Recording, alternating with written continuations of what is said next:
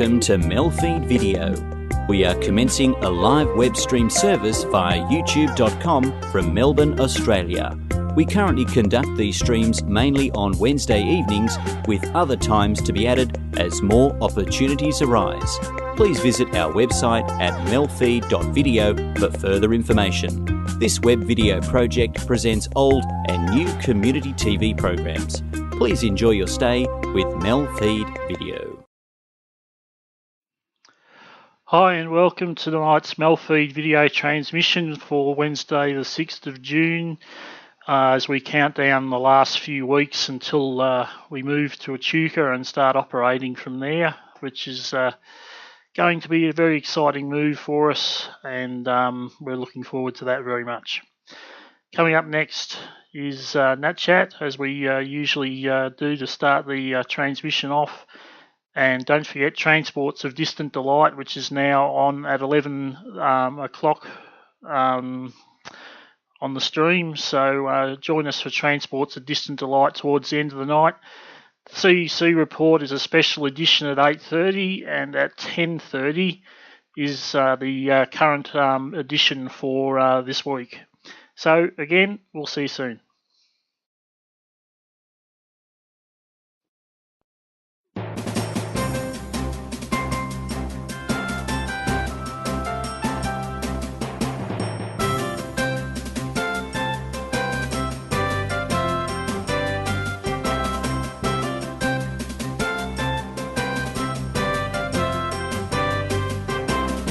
Welcome to NAT Chat.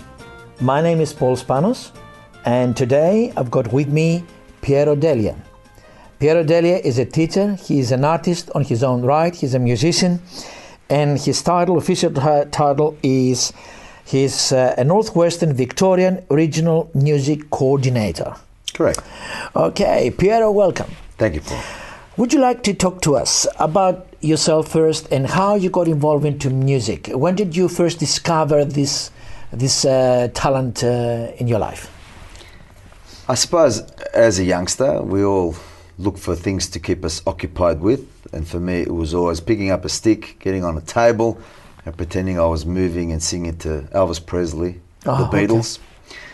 And I think coming from a European background, our families were always having parties. We always had the opportunities to sing and dance and perform.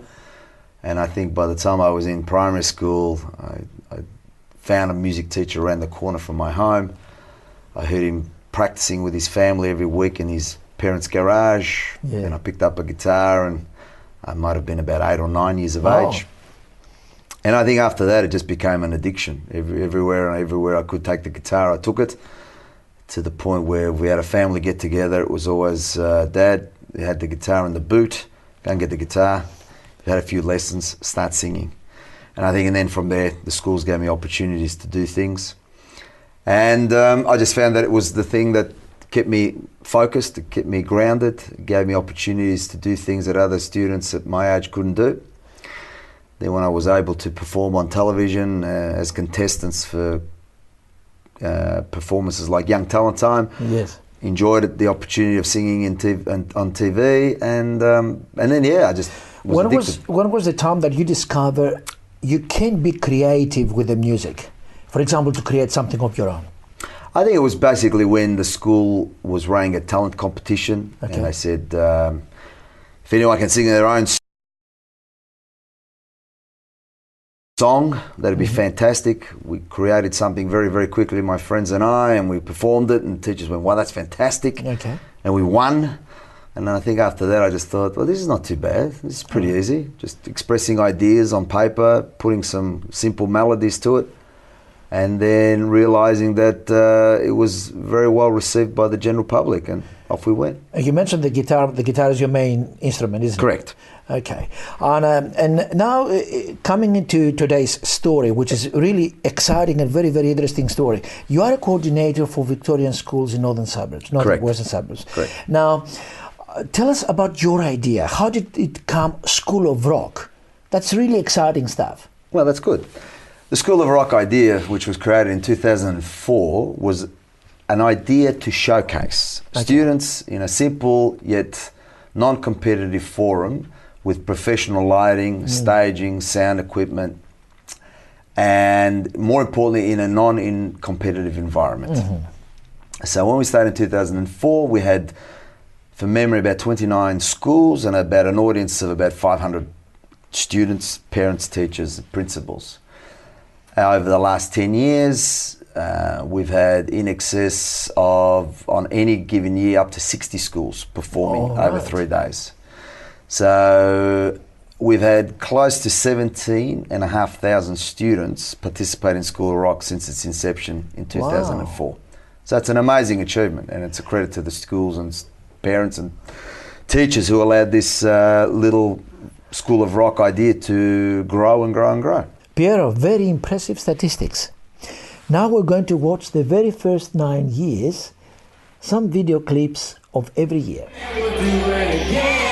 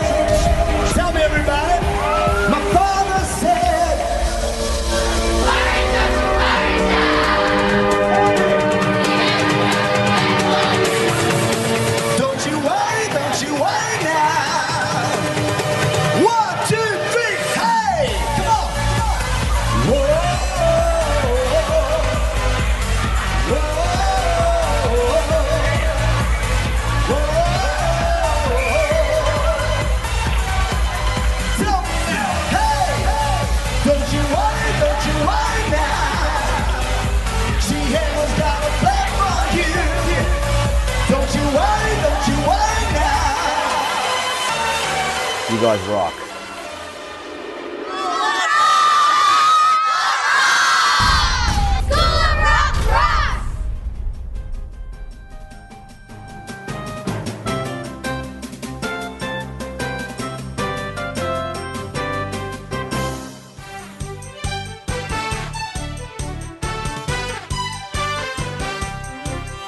Wednesday at 10 p.m. on MELfeed.video.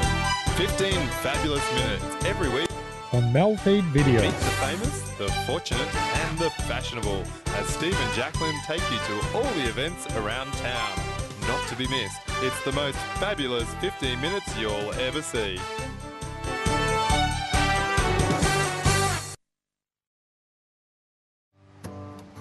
The thing I love about Australia is our spirit of mateship and togetherness. And whether it's a drought, a flood or a bushfire, when times are tough, Australians stick together. Well, I'll be spending Australia Day at Tamworth with 40,000 country music mates. It brings people together to celebrate our music and our great country. Get together on Australia Day. Go to australiaday.org.au to find out how.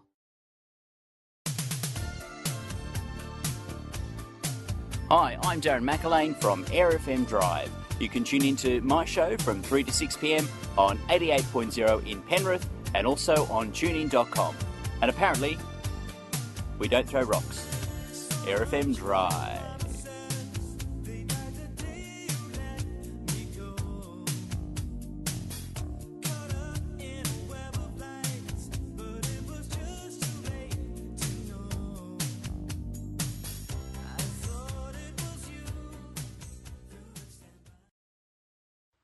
If a man's home is his castle, his shed is his kingdom.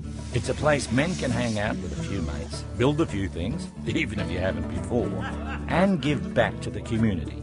No man should be without a shed. The Australian Men's Shed Association is working to provide a shed for all Australian men, and they have over 400 already. Visit your local shed, build your community, and make a difference. Find a shed near you. It's time to give back.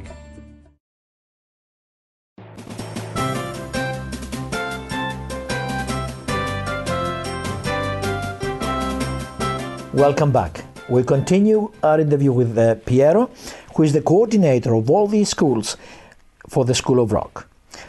Piero, how you put together and how is the perception from the parents and teachers and students, that's your community, how they have embraced that School of Rock? Paul, the School of Rock now runs on its own. Okay. The parents know how important it is for the students to be engaged. Mm-hmm. The teachers know that the students need to have something to work towards too. Mm-hmm. Principals are delighted because their students have an amazing professional forum mm-hmm. to perform, sing and dance at. We have sponsors like JB Hi-Fi who relish on the scenario of having their equipment on stage being mm-hmm. performed on. Mm-hmm. So really the perception is it's a very important part of their son's or daughter's journey in the music and in entertainment world. Mm-hmm. So for me as a coordinator, I bring all this together because after 10 years of doing it, I know the formula, I know how to structure it, I know what is important to the students, and the teachers that have been doing it with me, and there are a number of schools that have been doing this program with me since its inception, mm-hmm. they now know what's at stake, they know how to best prepare their students. Okay. So on the day that the students perform, it is as good as it's going to be. We're going to see a segment, the third segment today, mm-hmm. and it's going to be the highlights of just June 2014. Correct. And I have seen the list of the schools. You have about 43 schools. Correct. High schools, in also primary schools. Correct. Can they work together on that presentation? How does this work with that mix of ages? That's a fantastic question, and that was the idea by putting both primary and secondary students together, because I wanted to ensure that primary schools had a really good idea of what was expected from them if they were to continue their music journey into high school, and also for high school students to understand what's actually being done at the grassroots levels. Okay. And for teachers who are involved in School of Rock, it becomes a professional development. Mm-hmm. They learn from each other, they pick up ideas, and there have been many instances where secondary school students have been invited to play at primary schools as a feature act. Mm-hmm. So it's a really important cooperative and collaboration between both primary and secondary, and it works beautifully. And how do you solve the problem? I'm a shy person, mm-hmm. I'm an artist, but I've got that expression, but I don't want to compete, I'm shy. How do you have a special selection criteria for the students? No, and that's the good thing about this. It's not a competition. It was never designed to be competitive. It was always designed to give students who were both novices and somewhat professional that forum to say, come and do what you do best. Okay. And there will always be students that will want to be on stage. The minute they're on stage, a little bit hesitant and shy. However, when they see all the other students doing what they do, it lifts up their confidence. And by the time they're on stage, and I've worded them up as the host, and I've told them, do your best and sing and dance to the best of your ability, all of a sudden you get all these children that want to do their best, and at the end of the day they come back and they say, when is this on again? I want to come back. That means in this case, they don't have that sense of competition, of embarrassment, but they've got all the encouragement to be part of it. Correct.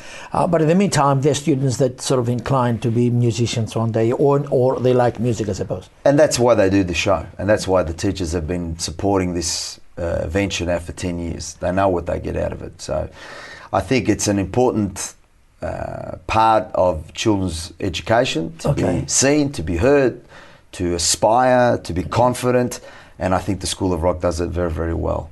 Now, that is a music. It's not mathematics. It's not science. And and how do you think the benefit comes to the students who participate in that? What sort of benefits the students have being part of it? Well, it's interesting. Last year I had the pleasure of going to a performance, and we had students who used to play at a primary school who are now at the end of their VCE, who are now turning to music as a professional career path. There you go. And as one student said to me, the School of Rock gave me that push.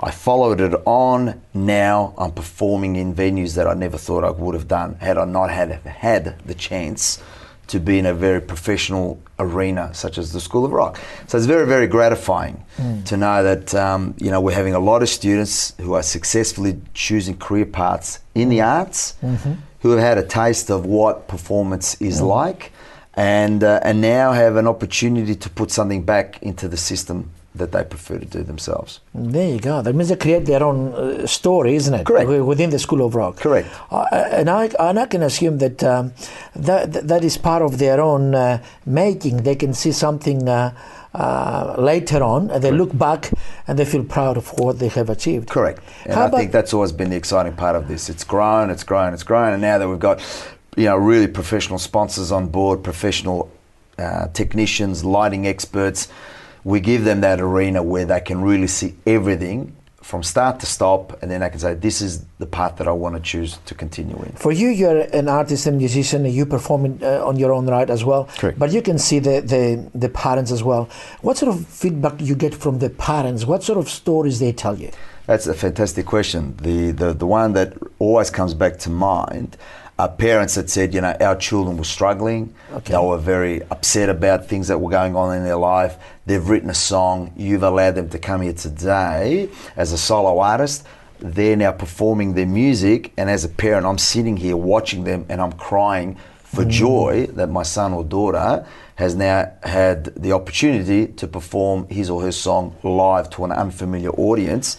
And all these other students, anywhere from 500 to 600 students, are clapping, cheering, and asking them for their autograph at the end of their performance. Unbelievable. So it's an amazing thing to see. That means they can start be creative from the young age. Correct. So that is a lot more skills just playing and music, correct, isn't it? Correct. And that's the joy that I have when people are writing their own material and then they say, we want to perform it. This is the right forum to perform it in. And we do have the support from the education department as well? Very much so. That's the joy of allowing me to run, act, facilitate this. They know that it's a professional performance. They know that the students are well looked after. They're in a very safe, secure environment.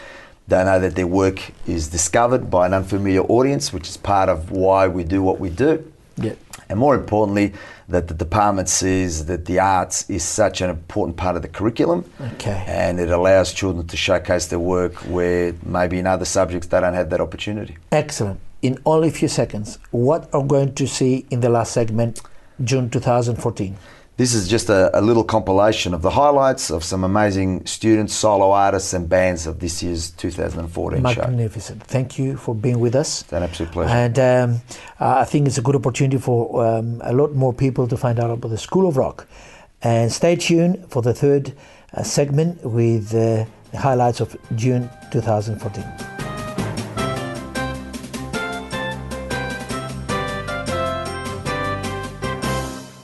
every day. In many ways, the Royal Flying Doctor Service takes the finest care to Australia's furthest corners so that all Australians can enjoy the best of health. The Royal Flying Doctor Service has been taking care of Australians for over 80 years. But we still need your help to continue providing emergency rescue and essential healthcare to remote and rural communities. Make a donation or become a supporter and help keep the Flying Doctor flying. Every minute. Every hour. Every mother and father. Every sister and brother. Every son and every daughter. Everyone you see. Everyone you cheer. Everyone you watch. And everyone you hear. Everyone you meet. Everyone you know. Everyone you love. Everyone is affected. Reach out and get connected.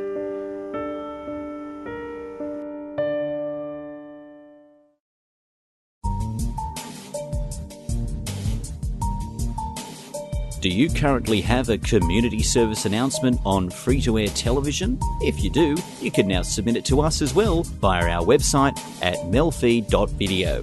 We have lots of time to fill on these broadcasts, and we are sure to give your announcement a great run on MELfeed.video.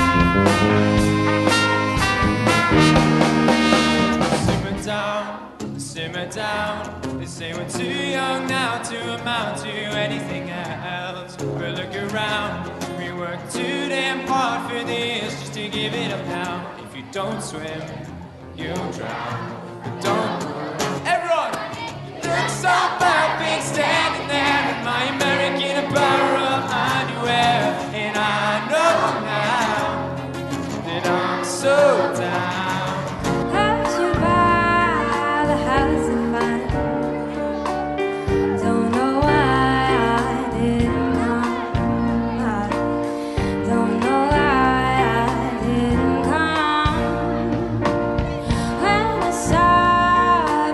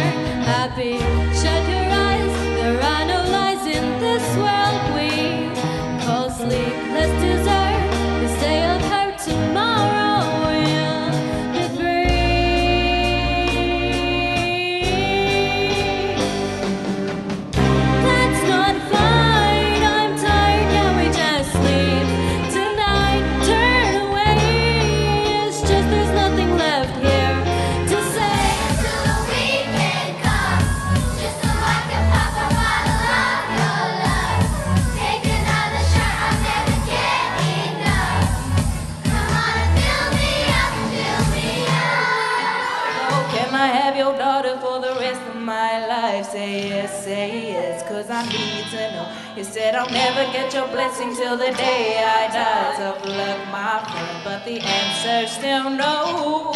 Why you gotta be so rude? Don't you know I'm human too? Why you gotta be so rude? I'm gonna marry her anyway. Marry that girl, marry her anyway. Marry that girl, you no matter what you say. Marry that girl and we'll be a family. Why you gotta be so rude?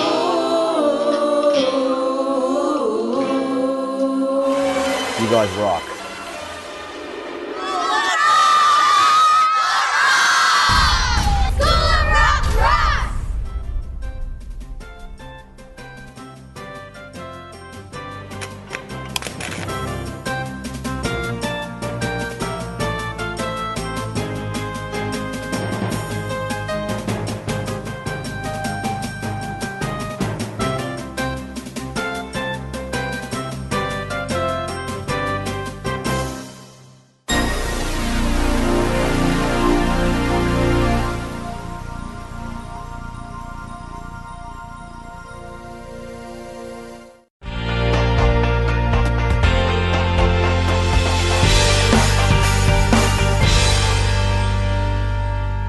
MELfeed video.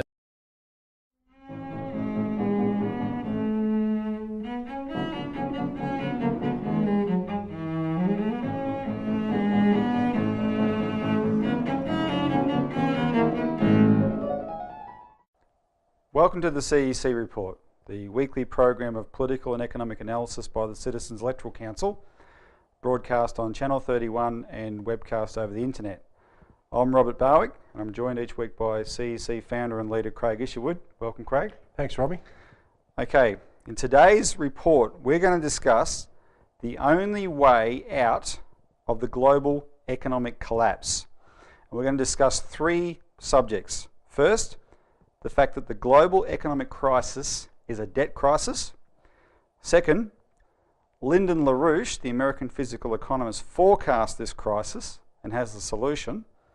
And third, Australia's bubble illusion. We're in the same crisis as the rest of the world.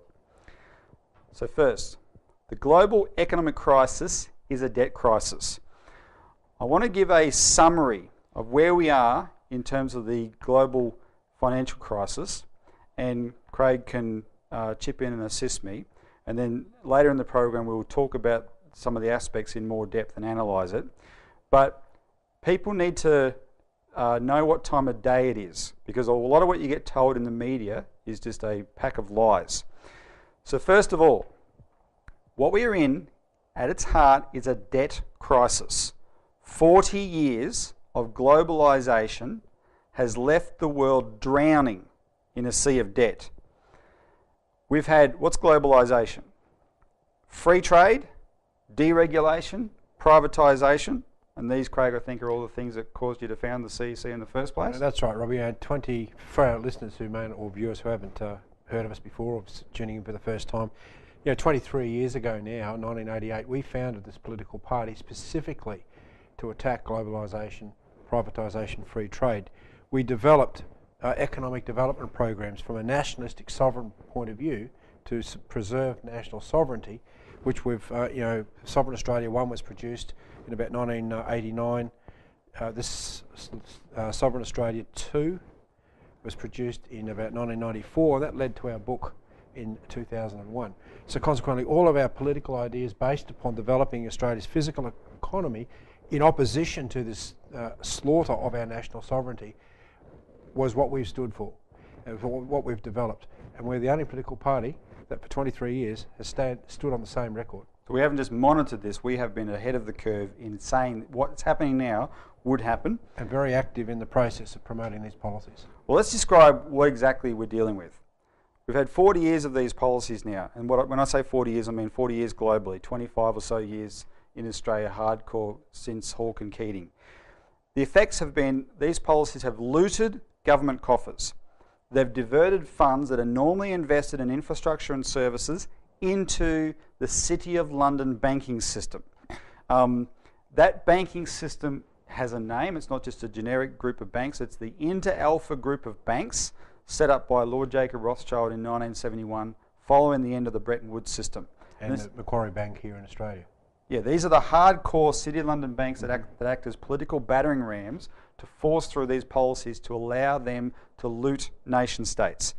Under this looting, the physical economy collapsed. And as it collapsed, the looting, the financial looting, became crazier and crazier.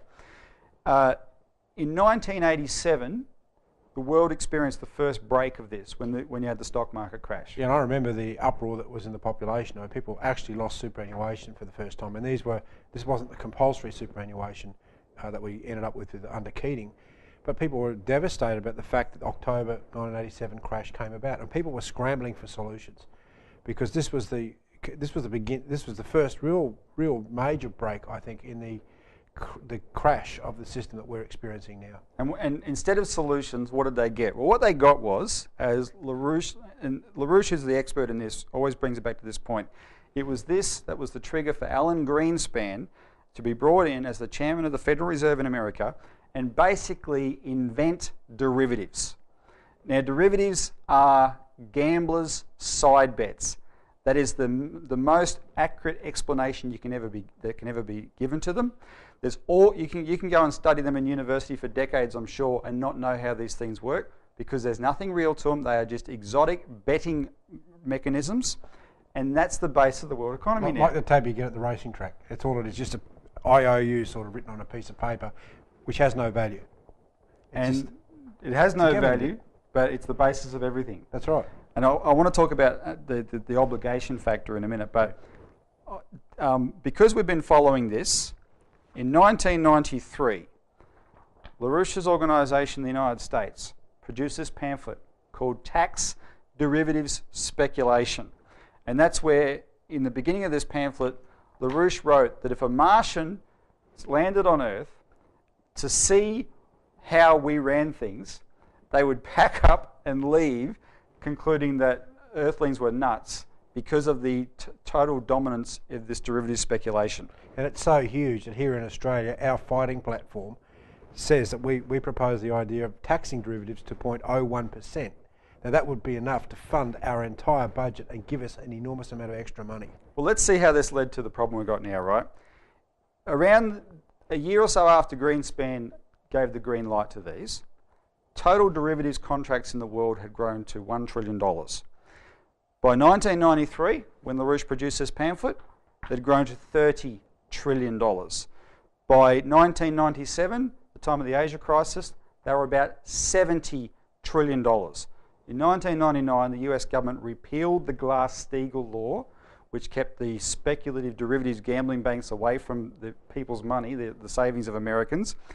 After that, there was an enormous explosion in derivatives speculation.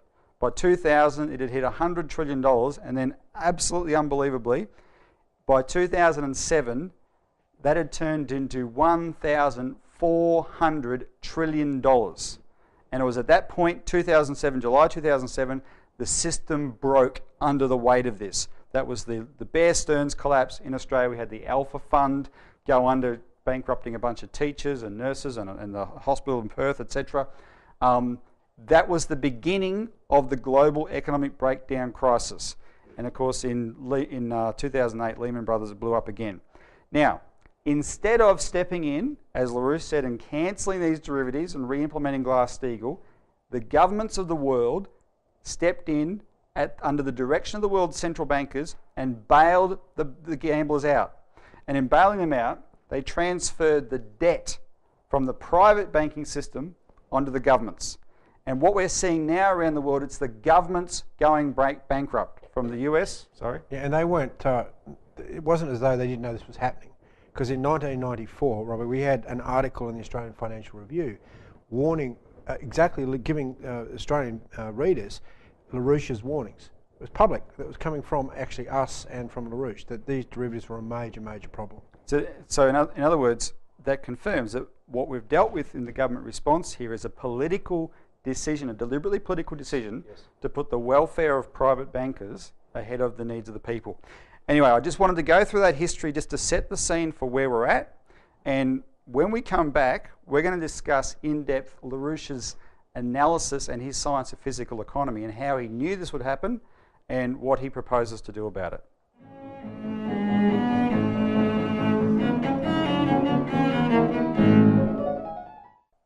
Welcome.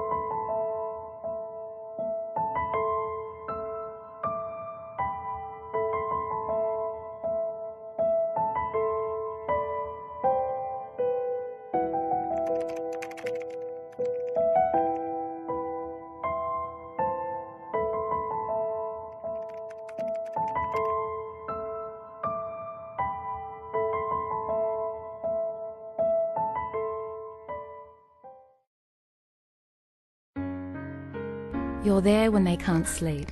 You're there when they forget. But who's there when they're at school? Asthma can be serious. It affects 1 in 10 Australians and claims 400 lives each year. Does anyone at your school know what to do in an asthma emergency? Log on to asthmafriendlyschools.org.au and find out if your school is asthma friendly. Shouldn't every school be asthma friendly? Hi, I'm Lane Beachley. Australians have recycled enough printer cartridges to cover Bondi Beach 12 times. That's kept 11,000 tonnes of valuable resources out of landfill. Drop your used original cartridges into the special boxes at participating retail outlets, and they'll be turned into new products from pens to road surfaces. Help us keep up the good work. Find out more at cartridges.planetearth.org. Welcome back to the CEC Report. Okay, now let's talk about the fact that Lyndon LaRouche forecast the crisis in the world financial system and has the solution. Craig, what I want you to do is explain to the viewers LaRouche's science of physical economy. But first, we'll do it in the form of dissecting his 2 forecasts. He made his famous 9th forecast in 1994, and that's of the collapse we're in now. But probably a little bit less well known is that back in the late 60s, he forecast the end of the Bretton Woods system. Yes. And he said when it ended and the world economy was deregulated, what would happen, which basically said what would happen is what we're going through right now. So what was he forecasting back then? Well, Robbie, what took place after the takedown of the Bretton Woods system effectively by Nixon in 1971, where Nixon took the US dollar off gold, it was allowed to float. You had the whole floating exchange rate gambling system that we have today. What Mr. LaRouche was forecasting was that the fact that the monetarist system, the system of monetarism, was being imposed upon the world, and that is that sovereign nation states no longer had control of their monetary systems. In fact, national banking, which Franklin Roosevelt was moving towards, we never got that. But the whole system was replaced by a system of monetarism run by central banks. Now, in our latest paper, Defeat the British Crown's Green Fascism, we go through how at the back of that, the issue is the fact that the British Crown runs, in fact, is an empire, and empires run the economy through monetarism, through the control of money. And you've seen in the last recent period that, look, the government of Italy's been taken over by technocrats. Unelected people have been imposed as prime ministers and the cabinet. Same with Greece. This is the intention of oligarchies and empires all along. Their control of the money system gives them the power over nations and people. So once the system was deregulated in 71, LaRouche said, look, this system is going to disintegrate because it's based upon speculation. Right throughout history, you've had various tulip bubbles, you've had the John Laws bubble, you've had the Mississippi bubble, and all sorts of these bubbles that are based upon speculation. This is an empire, a British-based type method. And up until 71, of course, you'd had the opposite. Under the Bretton Woods system, we built the Snowy Mountain scheme. You had the Roosevelt policies that had been much stronger in the 30s, but America was living off the investments they made then. The world had been invested in. That all stopped with the end of the Bretton Woods system. Well, so because you had the speculation, money itself took on value. The system gave money a value, and money has no value. It intrinsically means absolutely nothing. And this is a stark difference between what Mr. LaRouche represents as a physical economist and these monetarists that we have today that are responsible for destroying all economies around the world. It was interesting that Mr. LaRouche put out a forecast in 1994 which is several years after because of these reports that Robbie went through about the growth of derivatives. He called it the coming disintegration of the world's financial markets. Yeah, and then in early 1995, Mr. LaRouche devised a model, a device in order to let people understand more about what's going on, which he called his triple curve function. And if you have a look at his triple curve, it's made up of three important lines. And the first line is what we call the physical economic input-output. Now that means that this is the physical goods, the physical necessities, infrastructure, education, the actual goods that we produce. That's the real measure of an economy, not this monetary stuff. And what you see is that bottom curve is falling through the floor. It's actually gone hyperbolic because we're destroying more and more industries. Then you have two other curves. Well, can I just to clarify that, a lot of people would think, well, we're in a consumer society, we've got all these, flat screen TVs, etc. But so it's not those things that are not being produced. What's not being produced is energy, infrastructure, i.e. the things that we don't think as much about, but without which you can't have anything. Or investment in education so that we can go to the moon, go onto other planets, so that we can actually invest in the future, not these short-term consumer goods, right? So what are the other two curves? Well, the other two curves, the first one is you have what's called financial aggregates. They're things like your stocks, your bonds, your derivatives, all those sorts of financial instruments. And they've actually, because of the deregulation, they've gone through the roof. But they demand some sort of payment. They demand a return. So what you find is that there's not enough actual real income being produced by the physical economic inputs and outputs in the physical economy because it's falling through the floor. So what happens is the governments turn to printing money. Central banks literally turn the tap on and print money. And you see this other curve then called monetary aggregates starting to rise rather steeply. You said these financial aggregates demand a return. The theory, Craig, behind derivatives, of course, is that they don't. They're a zero-sum game. They cancel each other out. Well, the theory was blown out of the water with Lehman Brothers. Yes, because they got... So $1,400 trillion in derivatives are not going to cancel out to zero. They amount to $1,400 in obligations that must be paid. Yes, in that system. Now, there's another way of dealing with that, which we won't go through for the moment, but I just wanted to point out that, in 2007, we had a major crash where, as you say, Lehman Brothers fell apart. And you started to see a change in the curve whereby it began to collapse, like the financial aggregates actually began to turn downwards. Now, but there was a crossover point in the year 2000, right, where the hyperinflation of the monetary supply coming out of the Tech 2000 bubble and so forth meant that the system was actually broken down then in a big way. So, Greenspan and others really cranked up the printing presses at that point. So you end up with this interplay between the three curves. And this is a monetary system. This is what this is. If you look at a real economy, however, there's only two curves. First of all, you have the physical economic curve at the beginning. In other words, everything is focused upon the development of your physical economy, your infrastructure, education, research and development, telecommunications, all of that really important infrastructure is hard and soft, is promoted first and foremost. Secondly, you have a financial aggregates curve. In other words, you've still got to have bonds, you've still got to have stocks, you've still got to have financial instruments. But you notice there's no monetary curve because the monetary curve, the monetary supply is completely controlled by governments. And that is the system of national banking that the CEC actually requires any sovereign national country to have. Now, Craig, LaRouche insists that Glass-Steagall is the first step to fixing this crisis. So what's the principle behind Glass-Steagall? Well, the principle is that you have to go back and protect the physical economy. You've seen all these takeovers of companies where they're shut down and their production is shipped off to China, right? We've had a big problem in our country with that. Then you get a lot of speculation, you get a lot of these derivatives. Well, all of those speculative instruments have to be basically cancelled. Or in the case of Wall Street or other places, given back to the companies. What you've had is a bailout where the US government, other governments effectively bailed out the broke and bankrupt system by printing money and giving it to the banks. Not to the people, not to the economy per se for actual real development. That has to be quarantined. And what Roosevelt did in 1933, he passed the Glass-Steagall Act back then with a similar sort of problem in that you've got to protect the real financial banking system. We need a banking system, but we don't need a speculative banking system.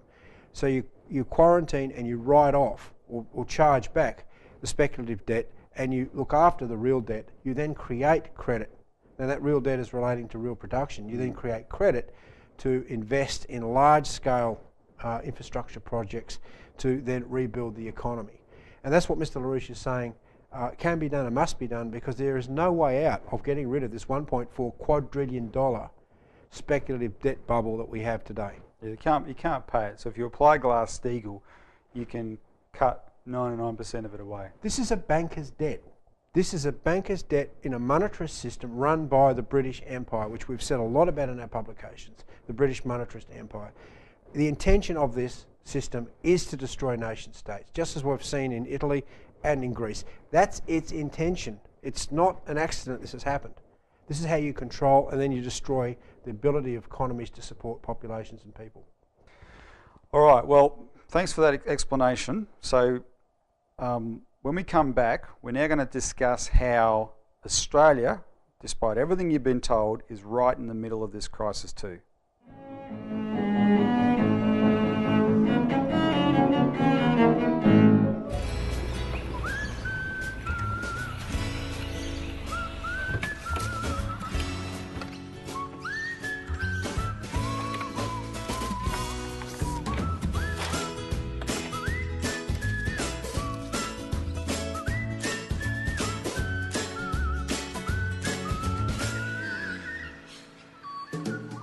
Every new line means 2 more hands. Join us, lions.org.au. Every time you shop, the choices you make affect our community. It is important to select Australian products made by Aussie-owned companies. Our food security means quality and peace of mind. Your purchasing power keeps your dollars multiplying in our economy, keeping jobs, profits and decisions being made right here, which is better for your children. So the next time you buy, look for the AusBuy logo. It makes all the difference. My name is Logan. I'm 12 years old and I have Duchenne muscular dystrophy. My muscles are degenerating and I was put into a wheelchair 2 years ago. Soon I won't be able to move at all. The majority of people affected will not live past their 20s, including me. So we need your support to improve our quality of life until a cure is found. Welcome back to the CEC Report. So finally, Australia's bubble illusion. We're in the same crisis as the rest of the world. So brace yourself to acknowledge the fact that what you've been told about how we've got such a great economy is a tissue of lies. It's garbage. Contrary to all the public statements, we're in the toilet as much as everyone else. Now, I'm going to give you a couple of concrete signs, and as a media observer, Craig, it always amuses me how this comes up. First concrete sign is Australia, our government says we've got one of the lowest debts in the world. That's government debt. Yeah. We have the 3rd highest household debt in the world. And the highest, one of the highest levels of housing affordability. Unaffordability. Unaffordability. Exactly.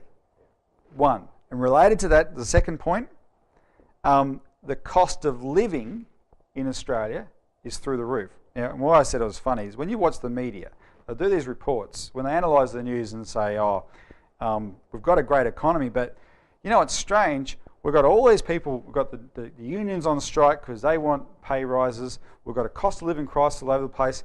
Man, it's so bad, it's lucky we've got a great economy.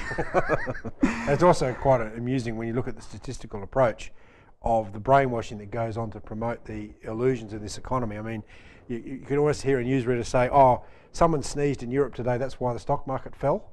Yeah. I mean, is that ridiculous? Because, you know, 15 years ago there wasn't this preoccupation on the stock market at all, and this has a lot to do with people speculating in the stock market and other things associated with the stock market. Well, compulsory super, as we exposed last week, has turned every Australian virtually into a gambler, whether they want to be or not. Well, it's over $1 trillion worth of funds, and people are paying into this out of their hard-earned effort, and you've got to wonder, well, if you see all these collapses around the world, you know, what's happened to my super? People would naturally be concerned about it. Okay, well, the bottom line with Australia's economy right now is our economy is one big debt bubble, and it's a debt bubble centred on housing. Housing is unaffordable in Australia because it has to be. It's the only thing that's propping up the Australian banks. The Australian banking system is the most heavily concentrated in housing in the world. And banks like the Commonwealth Bank, for example, are the worst. They've got over 60% of their business is mortgages. These are mortgages they've lent out at bubble prices, 2 or 3 times overvalued. And if the bubble collapses and goes back down to where the values should be, like in other countries, these banks will be left holding mortgages that no one can pay. In Australia, you can see this borne out in the analysis we've done of the banks, and we'll put up some graphs to show you. You look at the exposure our big banks all have to derivatives. They're heavily exposed to derivatives. These are obligations they've got to pay. You see it in the debt they carry over to overseas banks that they've borrowed from to lend out as mortgages here. And so if you examine the Commonwealth Bank's balance sheet, for example, right, you can see if there's a restructuring of the housing price in Australia back to something reflecting reality, it'll wipe the Commonwealth Bank out. And so the illusion that we have a good economy and we have sound banks is being carried by the cost of living agony the Australian people have to go through to keep servicing those mortgages they're too afraid to default on. So that's the mess we're in, Craig.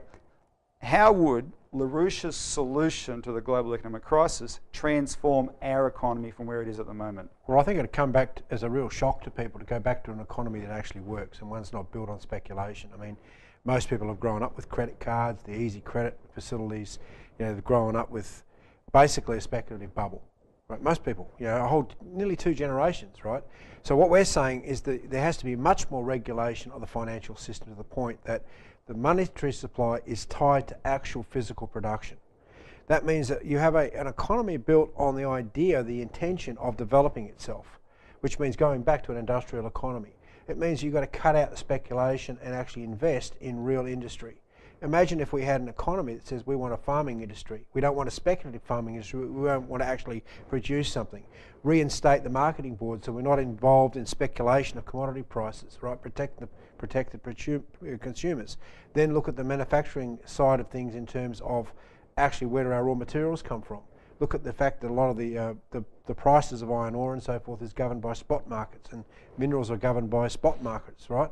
This is all part of the speculative bubble that's built up in the last 40 to 50 years. So therefore you would begin to build a physical economy which is focused on actual, real physical production. Money doesn't come into it. What you use in order to fund this is you have to use a national bank, right, like we've proposed in our book, What Australia Must Do. And we'll talk about in detail in coming weeks. Yeah, and you create the credit necessary to develop the economy, to develop the infrastructure in order to support the population in a much better position, so they're not wearing the huge cost of living expenses.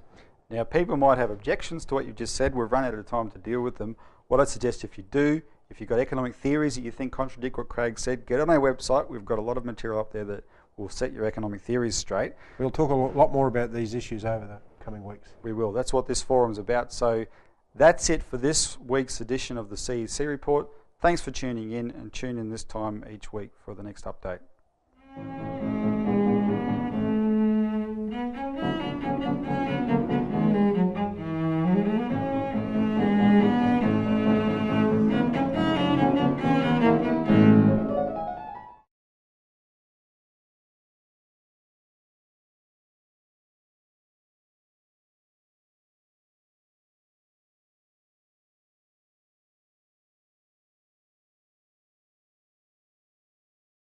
Now it's time for a quick reminder of programs coming up tonight on MELfeed.video, so please stay with us.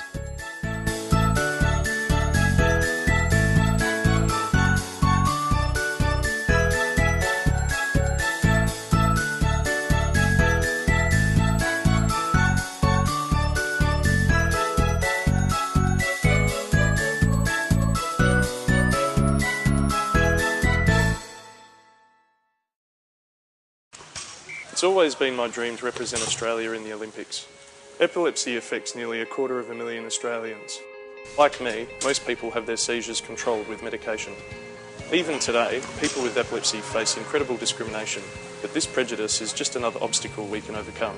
We're just as capable as anyone else, and often we have to be stronger. I promise I'll do my best for Australia. Will you do your best for me?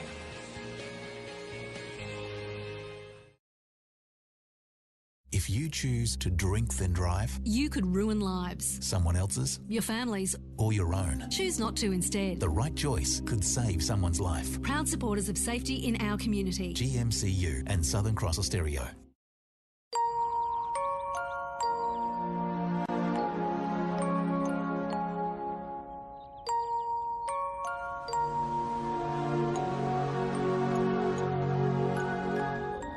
There's a difference between forgetting something once and forgetting it many times. There's a difference between forgetfulness and dementia. Talk to someone who understands. Call the National Dementia Helpline on 1800 100 500.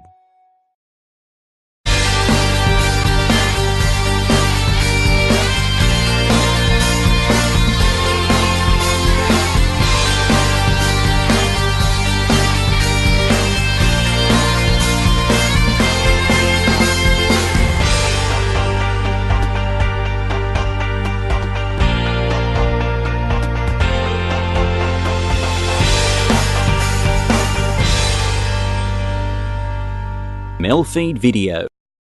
Alleluia. Om Mani Padme. Om. Allah.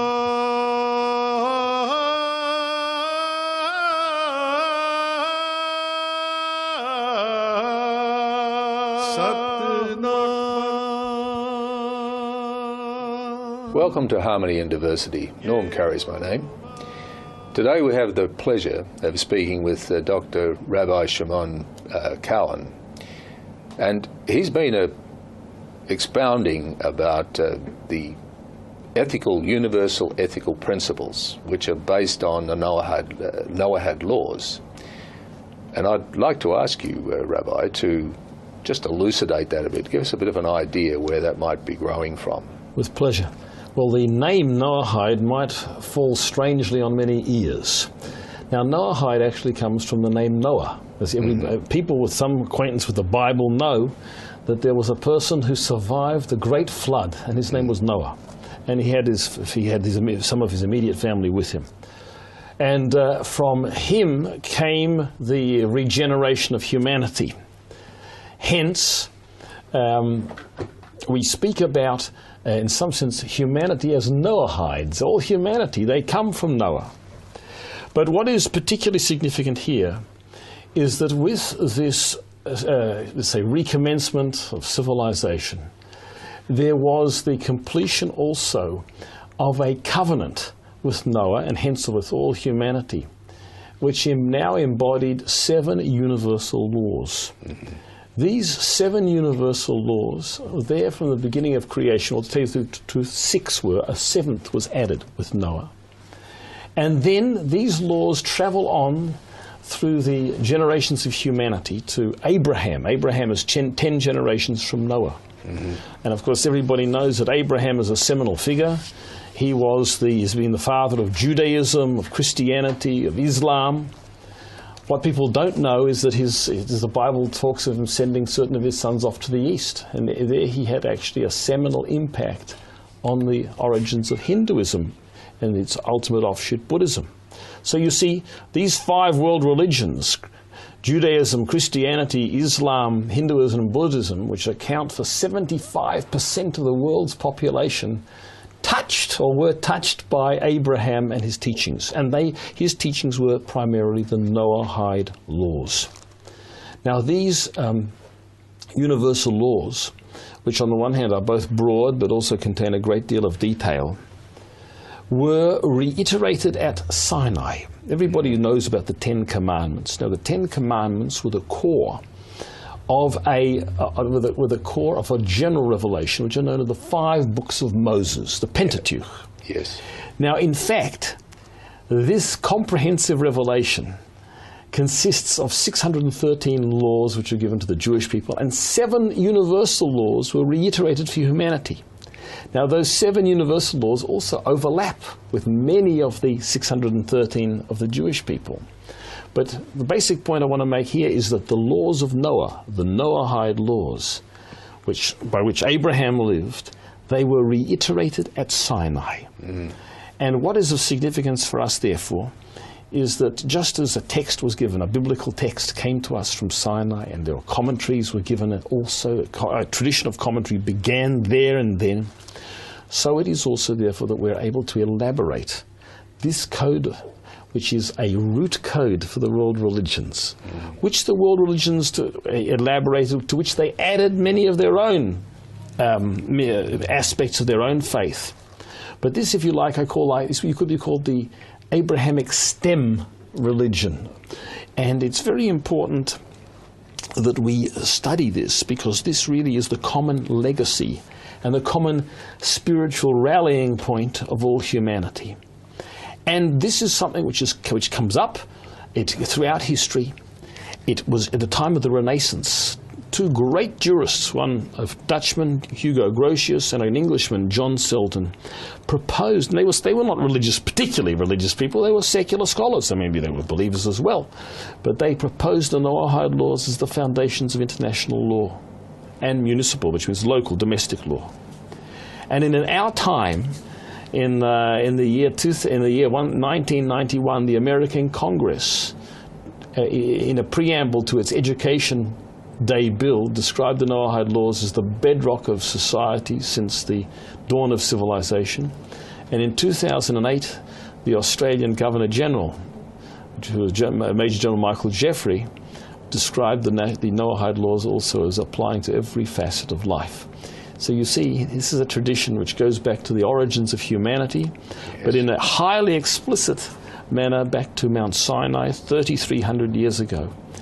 And even though it sort of comes in and out of consciousness, we're living in a time where it's extremely important for us to now elaborate and be aware of this common spiritual heritage of humanity.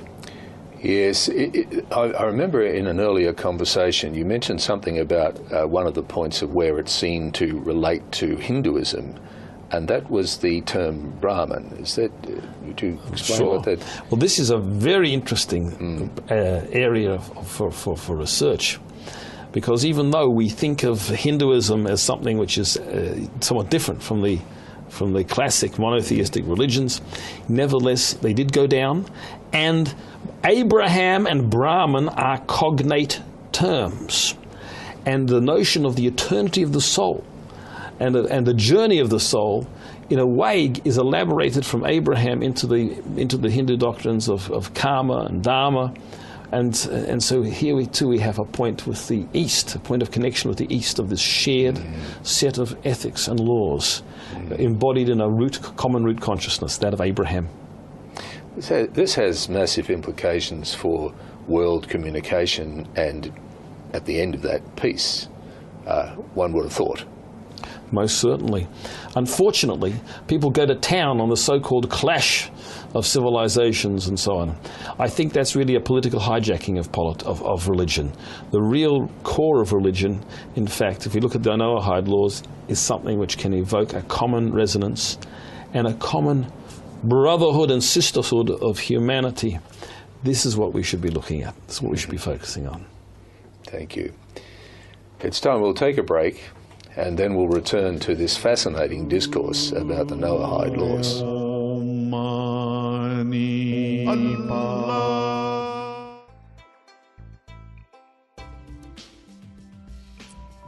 Now on MELfeed video, here are the latest Wednesday Tats Lotto results, just drawn a short time ago under government supervision. All results shown are subject to confirmation. We hope that these numbers brought you a little bit of luck tonight. If not, there is always next week. Stay tuned to MELfeed video for more great programs this evening.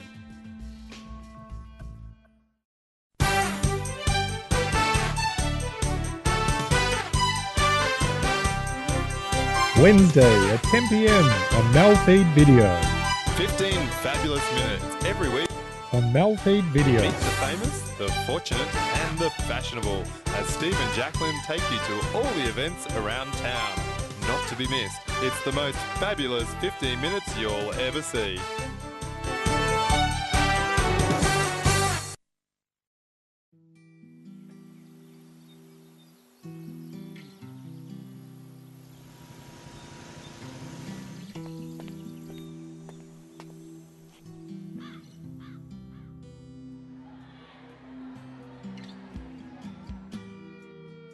Statistics show 1 in 3 girls and 1 in 6 boys will be sexually assaulted before their 18th birthday. Help break the silence on child sexual assault. Go to bravehearts.org.au. Sport is for everyone. No matter who you are or where you're from. There's no place for discrimination in sport. And everyone should feel welcome, safe, respected and get a fair go. Whether you're a player, a spectator, a coach or an official. What do you want from your sport? Are you ready to make a difference? Sport is for everyone. And everyone starts with you. Keep your sport inclusive, safe, fair and fun. For more information, go to playbytherules.net.au.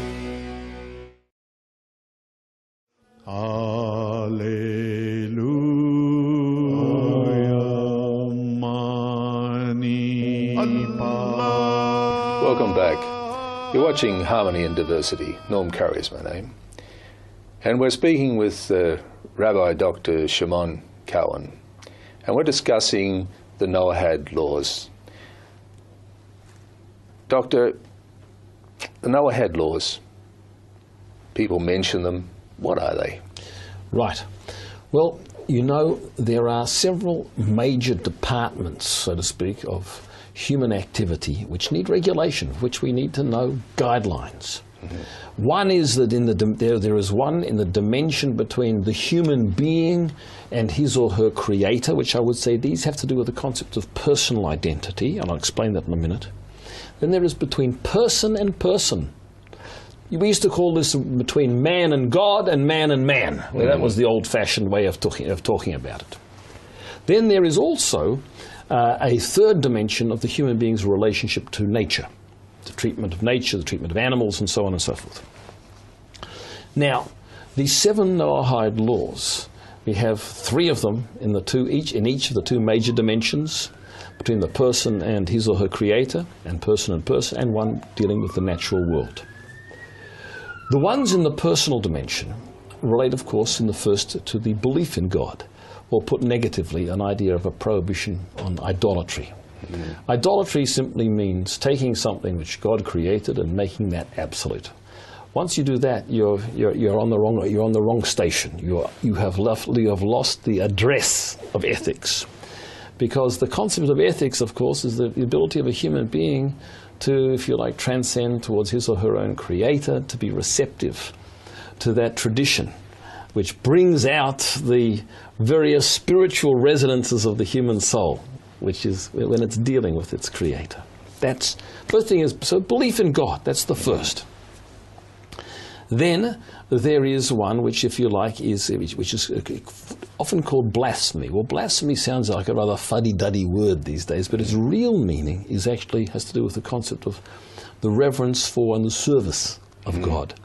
In other words, what is it that actually takes us from belief in God to the actual service, which motivates us to elevate ourselves to serve God? In other words, and it has a positive and negative side. There is the disrespect for God, and there is the service of God. When we take an oath, for example, very often on a religious text, that obviously in a judicial context, that means that the authority by which we are taking this oath is something which we believe in.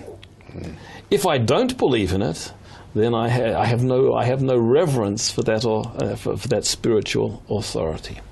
So in general, the idea of the reverence for God is something which has to do with the whole motivational complex of the human being wanting to serve his or her creator, and the negative of that, the concept of the highly corrosive and negative attitude which devalues spiritual values, which devalues institutions built on spiritual ideals. And of course, unfortunately, our culture has a lot of that, a lot of derision and a lot of cynicism, and so on and so forth. So it's a two-sided thing. Yes. Let's call it generally the reverence for the divine. Yep.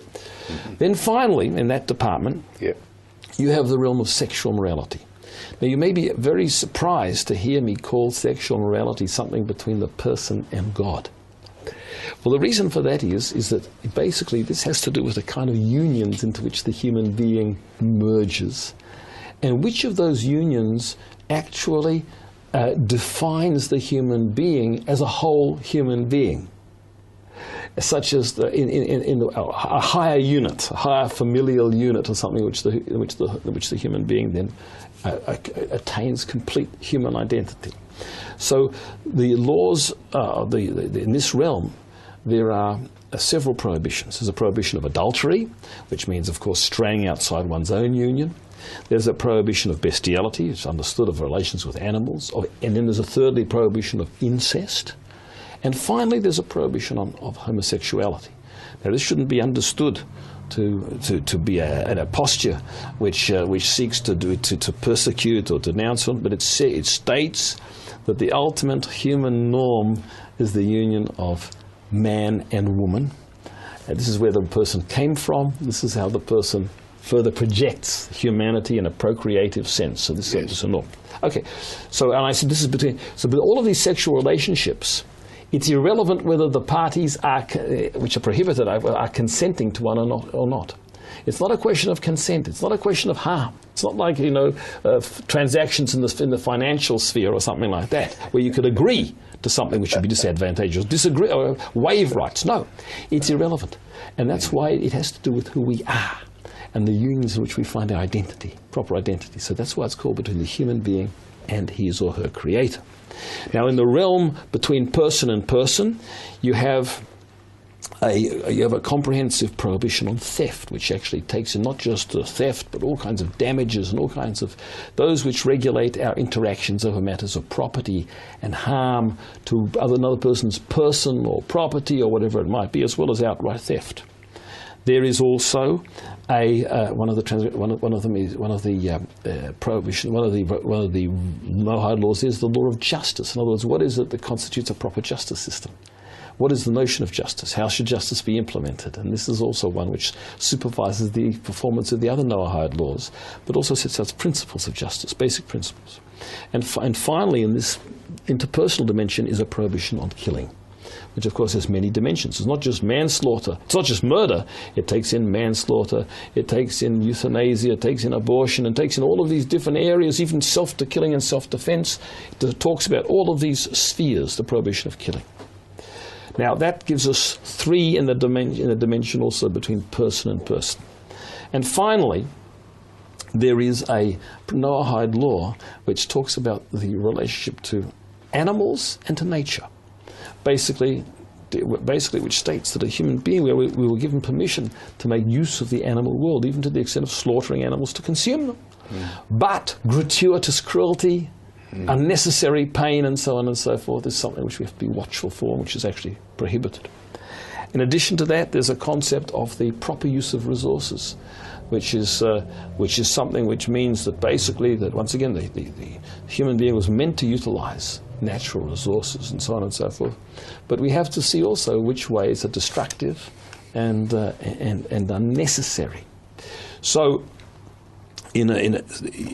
basically, you see, without going into further detail in our limited time, basically the whole matrix of human activity, whether in the personal, the interpersonal domain, or in the relationship with nature, is covered by these 7 basic laws. 3 and 3 and a 7th, and but of course there's a mass of detail in each of these laws.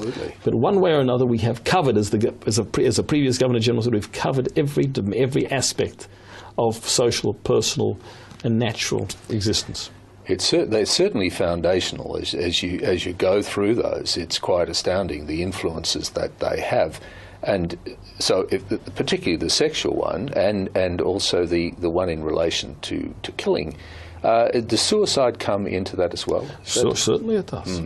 This is a very important issue. To go briefly into that, quite simply, You see, there is two, even there, but it requires a person's body and soul is not their own property to dispose of at will. And so the answer is yes, suicide is something which is actually not permitted. But isn't a person allowed to give away their life? No. If a person says, kill that person, I'll kill you. Yes. Then we say, yes, in such an instance a person could give away their life. Because who says that person's blood is redder than yours? This is fascinating.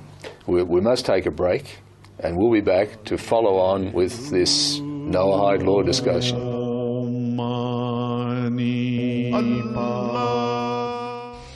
Playing the 80s on Air FM 88.0. Hi, this is Darren McAlane from Air FM Drive. Join me from 3 to 6 p.m. every afternoon on 88.0 in Penrith, and also you can catch me on tunein.com. That's from 3 to 6 p.m. Australian Eastern Standard Time. Playing the 80s on Air FM 88.0. Hello. I'd like you to put your hand up to the screen and place it on mine.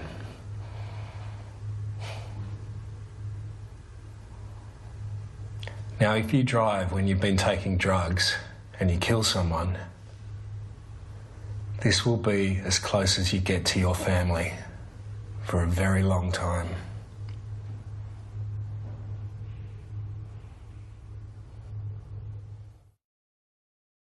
Behind every great athlete, there is a great support network. Australian Athletes with a Disability and Wheelchair Sports Australia help athletes realise their full potential. Gonna go from 3, yes! No matter their ability, we're there to support them. Sporting opportunities for all abilities. For more information, visit sports.org.au.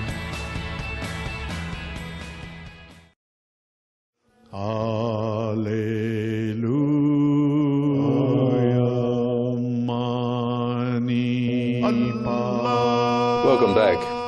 You're watching Harmony and Diversity. Norm Curry is my name.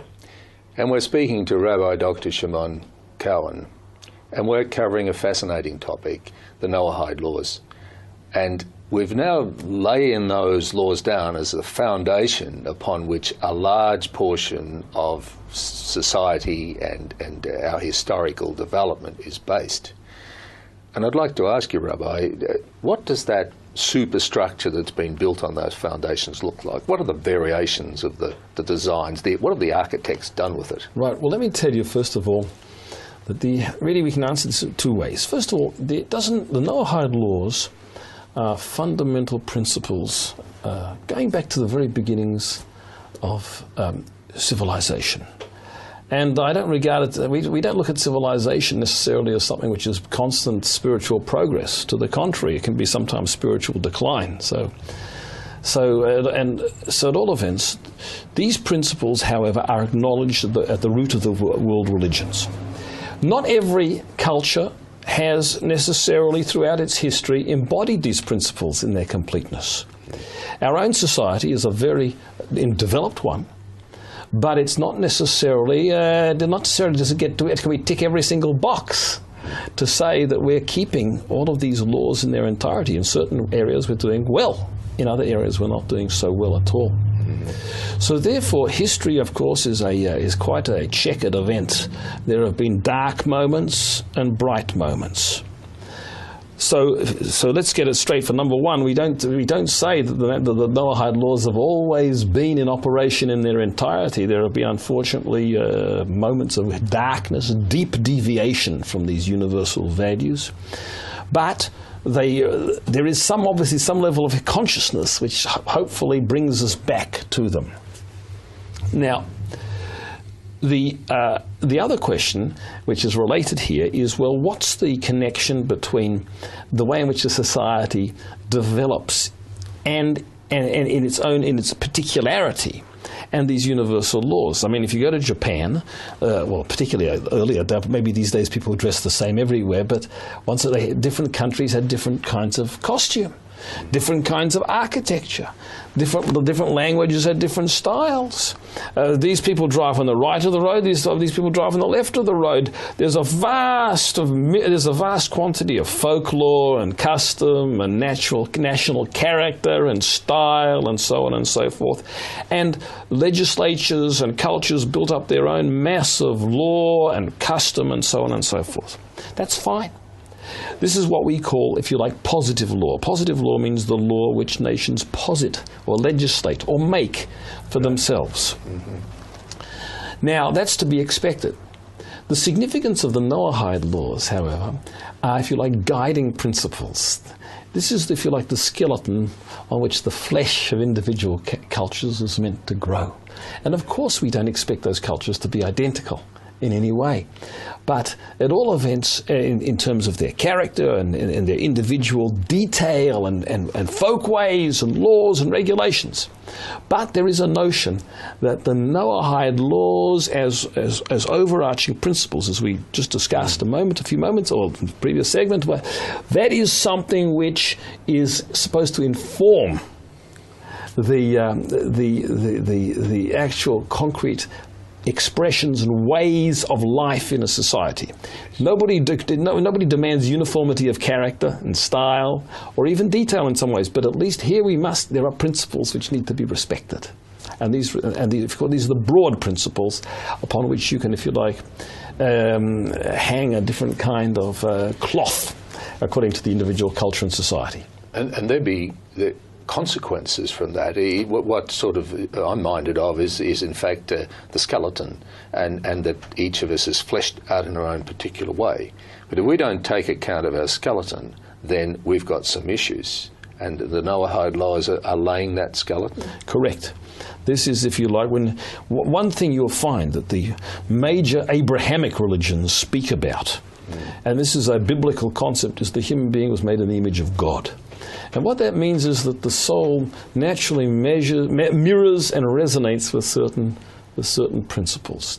These principles structure our lives. This is what it is to be a godly human being. Yes. And to bring godliness into this world in the form of concrete conduct which embodies these virtues and these values. So yes, that is how the way the human being was meant to be for its purpose on earth. His or her purpose on earth.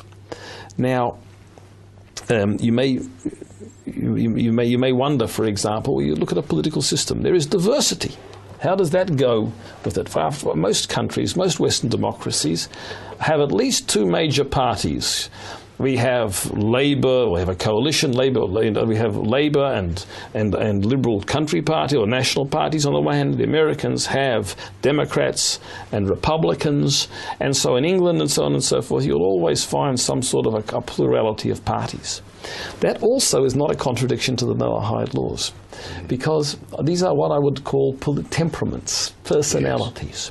Yes. And there can be different, and if you like, one of the most fundamental differences in political temperament is one which on the one hand stresses the individual, another which stresses more the state.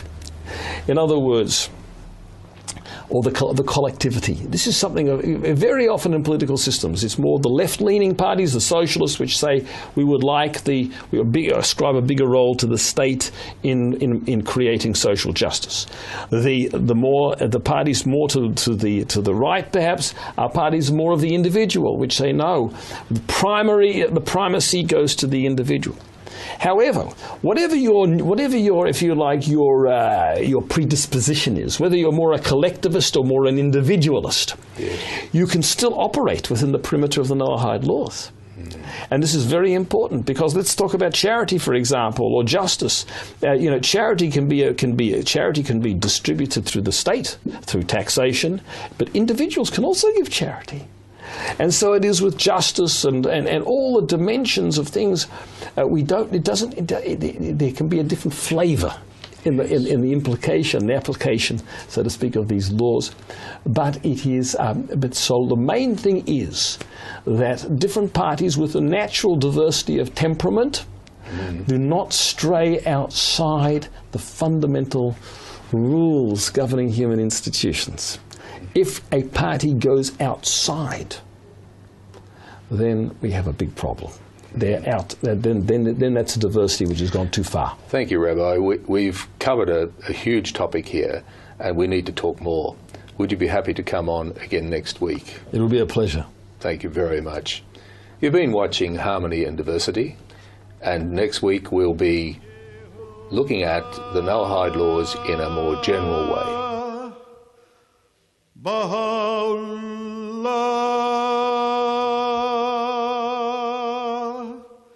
Shanti Om,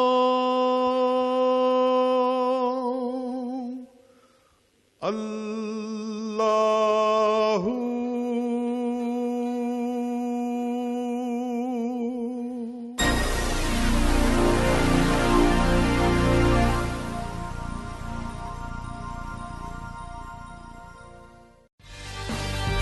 Here are the current weather readings for Melbourne, Geelong and Shepparton on the MELfeed.video weather wall. It also includes tomorrow's forecast and expected minimum temperatures in these areas overnight. This is the MELfeed.video weather wall. We are currently looking for a sponsor. If you're interested, please email Michael at MELfeed.video for more details.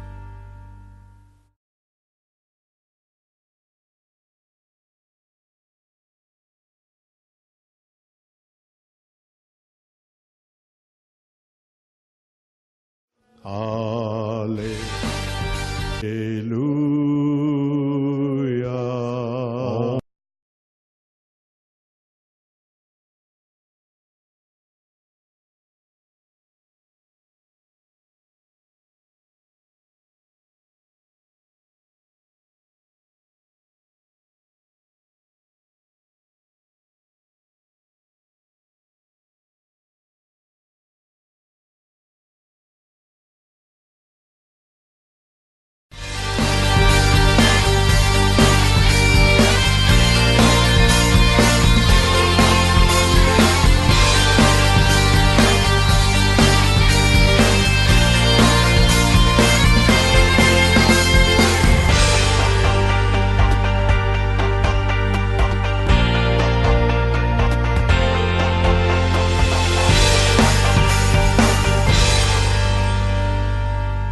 MELfeed.video.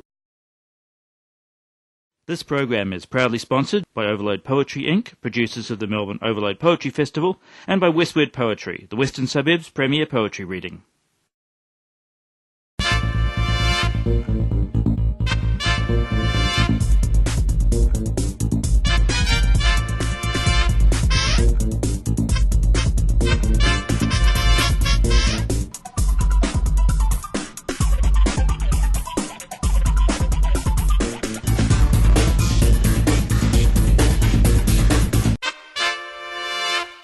One of the aspects of harmonic overtone singing or throat singing is we can make sounds of nature, whether it be the sounds of water, whether it be the sounds of animals, whether it be the sounds of dolphins.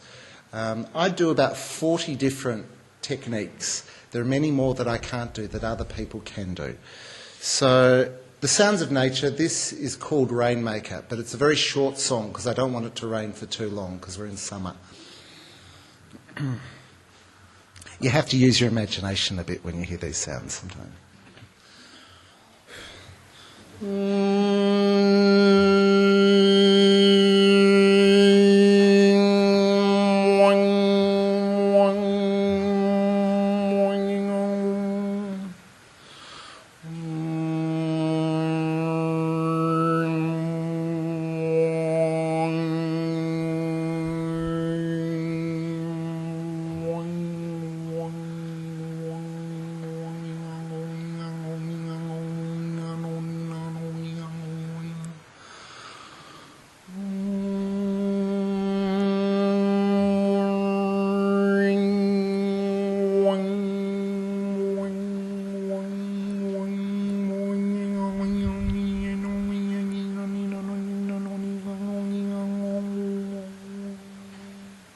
Short piece.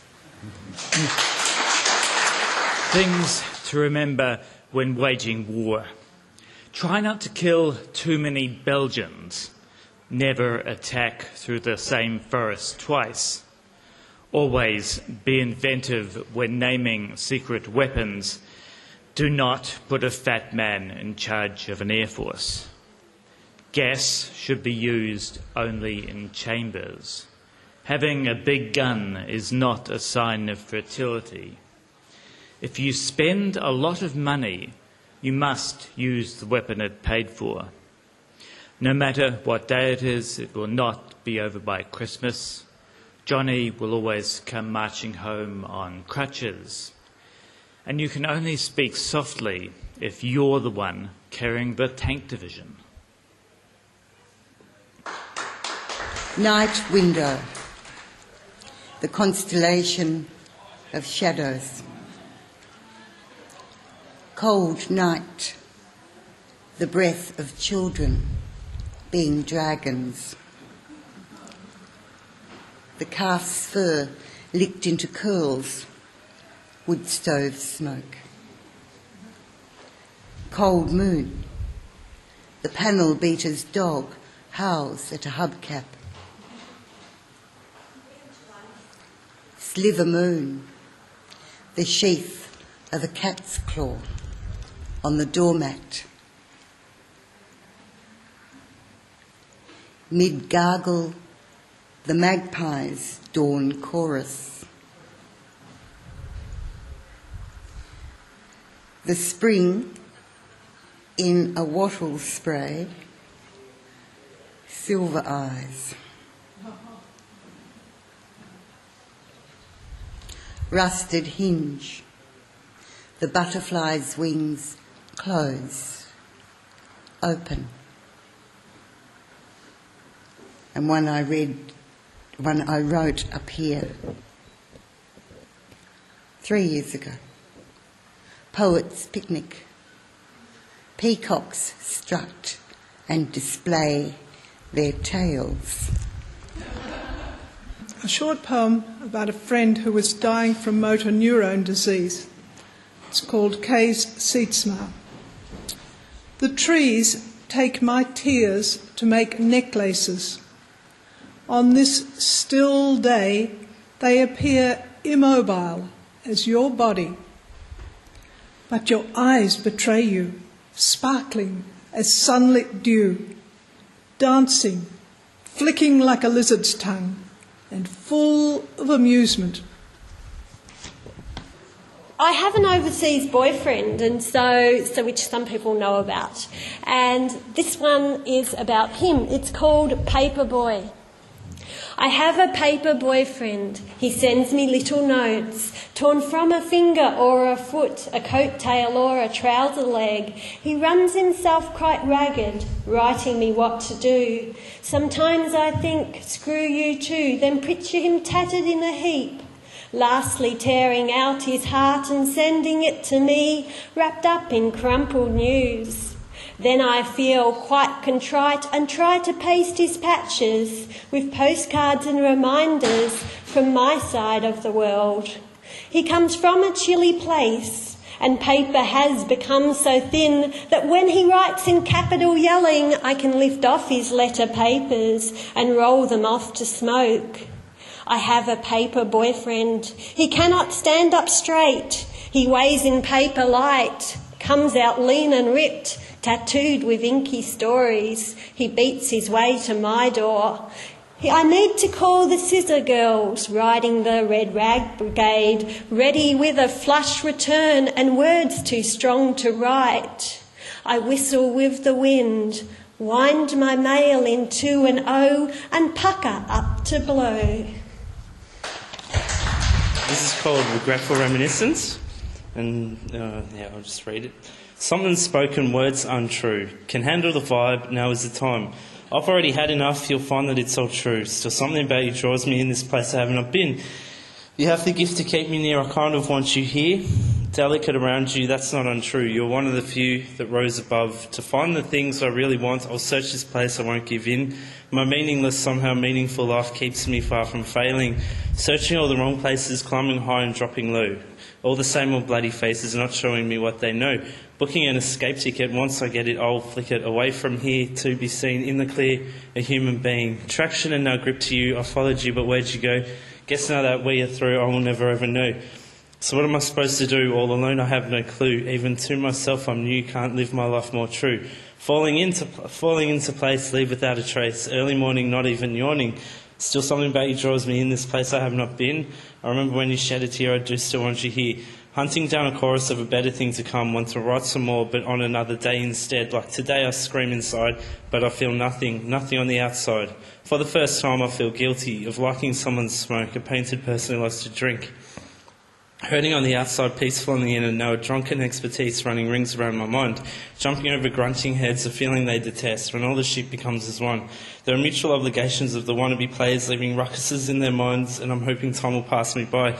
Headaches upon the storm as a raid is now conflicting me, a dream I had last night. I hope I don't fall over to play and leave again, as a child will not surrender, instead stabs out with a knife. So whereas the youth, the adults do play, living before or after death. I know it makes just no sense, but it's something I want to say. So to wrap up fake pretenders, bullies, rough and ready, then to smash and grab an outlaw. A distant friend once said that life is just an illusion, drugs to hold the key, to bring safety, love and answers, but I do disagree. Kill a scungy money thief, leave torturous rhymes inside the head as I pull upon trigger bullseye at the end. There you go.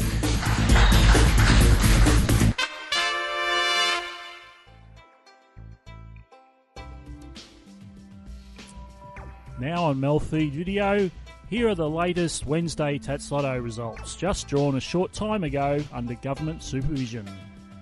All results shown are subject to confirmation. We hope that these numbers brought you a little bit of luck tonight. If not, there is always next week. Stay tuned to MELfeed video for more great programs this evening. Come on, fellas. Let's get down there. Hang on. Where's Dave?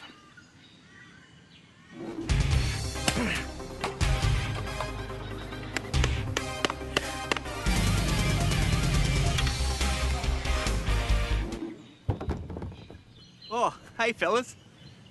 What do you think? Pretty cool, eh? Real men look out for each other.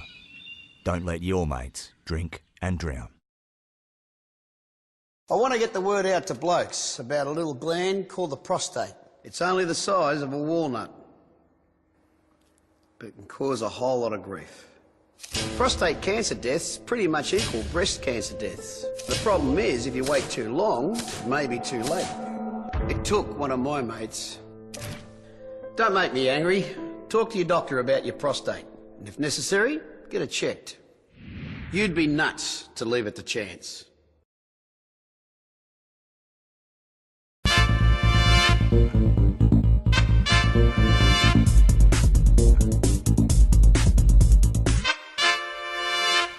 This is called Ode to be Fat and Ugly in Paris. Egg on face hit me. Flip like a chook with no damn stuffing. I could lose my head and maybe get burnt. Eaten alive from the inside. See a picture postcard, repulsively magnetic. Show a shady hand peeling a bandana. Some gushing, lily-livered son of a plantation. Found his nigger was white underneath all along. But dust down, damage done, brain sold to hell, heart thrown away. Dear, dear soul, what price do you pay? Dirty pool, dive in for the money. Man gone down, gonna kick him in the tummy. He's down for the count. How low can we go? Think good thoughts, this could be war. But what the hell are we fighting for? Welfare is for the idle, one-eyed bandit. If he's armed and dangerous, gotta hand it to him. Flash point, flash over. Does your account float? Does a Mexican sheep dip deeper on a torn woolen boat of underlay? This goes deeper and deeper than deep throat. You're going for a row, one slip of a tongue on a greasy track. You're just a dirty dog barking up the wrong cat. Your carnal visits to a staring doll, her groping guest is as good as more gold, Dick. On evil overload. She's just one more bad habit to kick. Maybe they'll scare you out of your hole with a starter's pistol on D-Day. Meanwhile, your phones run hot, but your blood runs cold. Oh, to be fat and ugly in Paris. On the wrong side of town, gone to ground. Are you far enough away to forget to remember that I'll track you down? I'm deadly in daylight. Got my big, brave ear to the ground. Hair's cut, hair's breadth, I'm hair trigger trim. So get down, but don't look down. Don't look back over your faults, or you'll turn into a pillar of salt. Look at you, starched and erect. Better strap it down, or trouble when you least expect. No more tall tales in your Mr. magazines, and all those choking, smoking widows' weeds will hang on the air to taunt your needs. Go for broke, but they'll throw the book, instant outlaw on a note. You'll be fuming hot ice over purple, patent lips, and feel your glazed over size 10 eyes. Pinned like a bug, smashed on headlights, as your pillion flies out of sight, like a screaming bat through the night.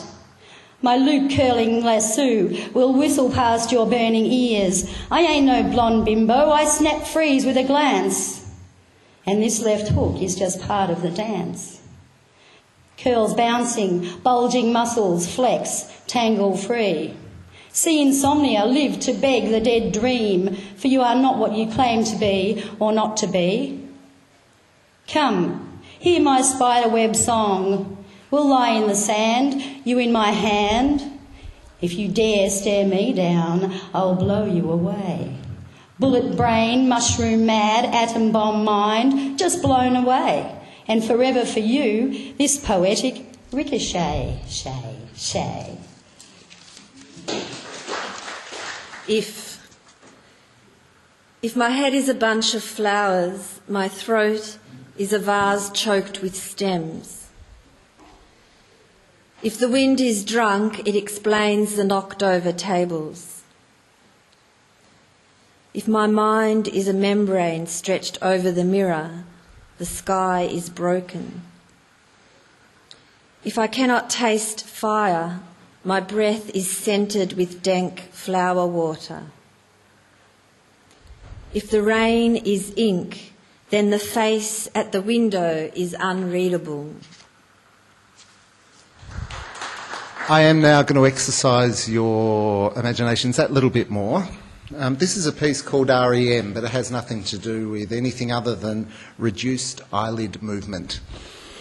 So, okay, I'm a bit cheeky, but it has to do with the very relaxing sounds of throat singing and how people can use this as a tool to go to sleep or to change their mood, or if they're an artist with an artist block, they can listen to these sounds and find themselves able to bridge between their previous state and their new creative state. So I'm very much into this. So this is called reduced eyelid movement.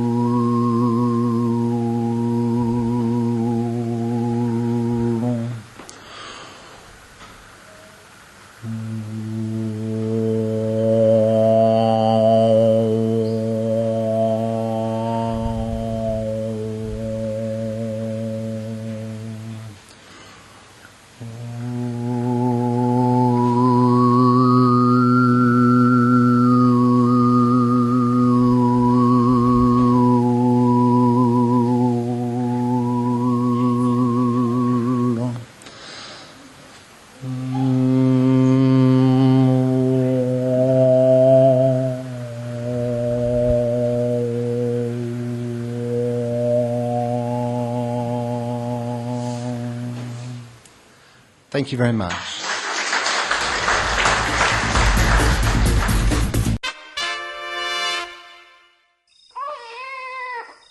Hush, little baby, don't you cry. Daddy's gonna sing you a lullaby. When you're sleeping safe and sound, you've got the proudest dad in town. I remember when I first saw you, your heart beating as you grew. We'll read you stories to help you dream. Your mommy and I are a perfect team. I can't wait to hear you sing or watch as you put on a wedding ring. One day you'll have children too. Remember the times I sang to you.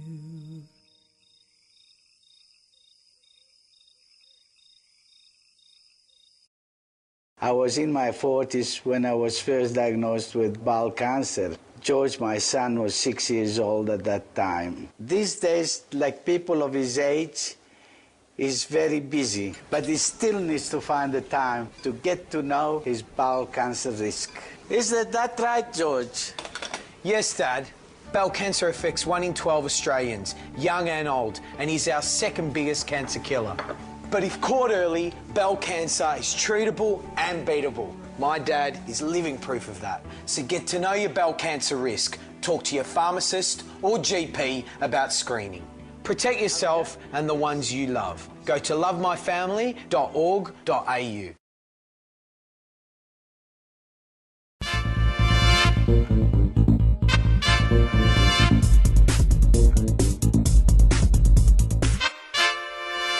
I'm writing a series of poems. So far there have been only 3. This is the 3rd. The series is called Flying Subjects. This poem is called Swan Brother Sampler. 7 brothers, by the number, the way would be a lonely one. The test's duration set but not specified, contract accepted. Who accepted? A pen was dipped in Denmark, a stepmother's hex as cause, and as effect wild swans, and a princess raised by peasants. Card, comb, spin, knit, no woof from weft and weave, embroider Bible texts. The devil take cleverness, this is the real essence of magic. 11 swans, not the 7 I remembered, still the nettles, chest high on the mudflats, 6 black feathers, 1 white, a flight feather. My collection, black swans, blue wrens, magpies, rosellas, pelicans, powerful owls. My recipe for a hair rinse made from nettles. Stepbrothers and their agendas. A tough girl learns self-protection, muscle, fist, and where to punch them. No flies on this vinegar tongue. Swan brothers came, desperate men. I shredded nettle, plumped feathers, they preened and left. Next time I'll knit a dexterous net. Fetch me angels. This is the Holy Land. Why? Because it's got lots of holes in it. Deep, dark ones. Some of them with some very spiritual people sitting at the bottom of them, wondering why they have to sit at the bottom of deep, dark holes. And then there's a very small amount of people who make the holes, some of them running around with dynamite strapped to themselves, and their emotional cousins who don't need the dynamite because they can afford the tanks and the airplanes. But no matter whose viewpoint you're looking through, the rich ones or the poor ones, the place is still full of bloody big holes. Paling fences weathered to a grey dullness, remind me of something. Comfortably unobtrusive, they mark stages on my journey. No longer glowing gold as new fences, their very dullness is reassuring, familiar as a well-worn blanket. I am reminded of one who was cradled in wood, spent most of his life working with it, and ended his life hanging on a cross piece of timber. It would have been grey with dust and rough with splinters, like a paling fence. The Book of Books. I went to look for the black book about town. I heard it had a way with words, could charm any girl around its spine and pack a punch in the heart. I went to look on shelves in stores, but found it all sold out. Sold to the mamas and matrons and misses who had money and nous enough to take it home before I had and open it up in their beds. I heard the stories going around of the scandals it trailed in its wake. Was too graphic, it had no shame, should be censored as wicked and delicious as a Desard, no pleasure without pain. Some called it the Book of Lies, some called it the Book of Truth. Its name was Tane, but that was only a character who adventured through its realm, tied up and treated, tallied and tricked, always ready to trade and tell. I hunted at markets and bookshops. I'd lookalikes carried by cool girls, never alone without their own book about town in their bags. I trailed the internet for news and whereabouts, joined clubs of gone to the devil groupies who tattooed sentences on skin. I took home a smitten babe to try to learn the book's secrets second-hand, but all she could say was big, more and fall asleep in my arms. I held my breath for reprintings as governments banned the book and made ads warning parents of the dangers of reading and trying it out on the town. They said it could swallow up children, make free radicals and outlaws perverting justice. Sometimes on sale tables I thought I had found it, only to lose it to another's snatch. Sometimes I said I did not need it, but inspiration lives in that book. Sometimes at night I create my own scenes, add blood, black stockings and grips. Sometimes I almost have its shape and its beat rocks me through morning and day. Sometimes I have lived in its pages, in primal dreaming and screams. Sometimes I know I will make it, my own red book about town.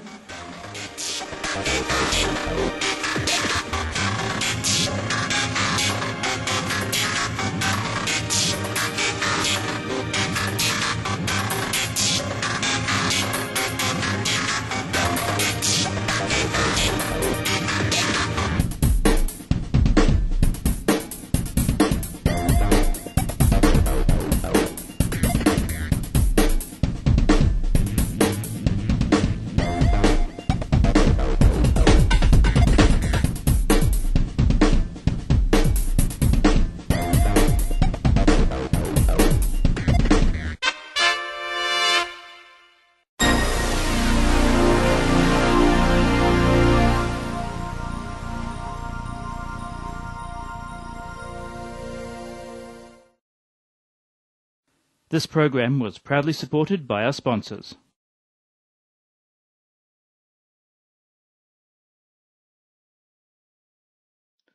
Hi again.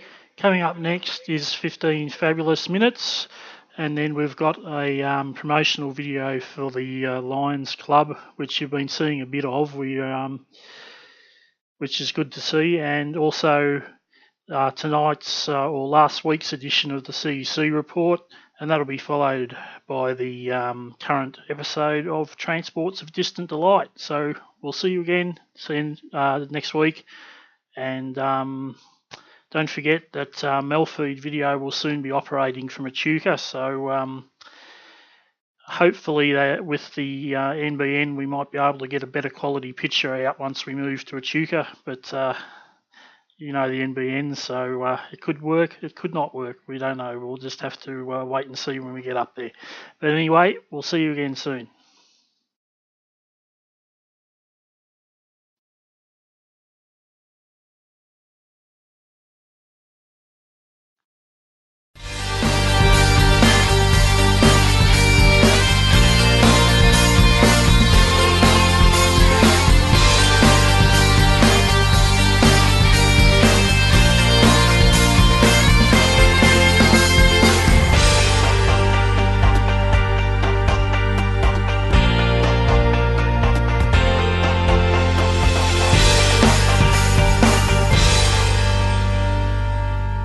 MELfeed.video. I'm Jacqueline Shields, and I have promised you a fabulous show. Well, today I'm going to go one step better. I'm going to promise you an absolutely fabulous show.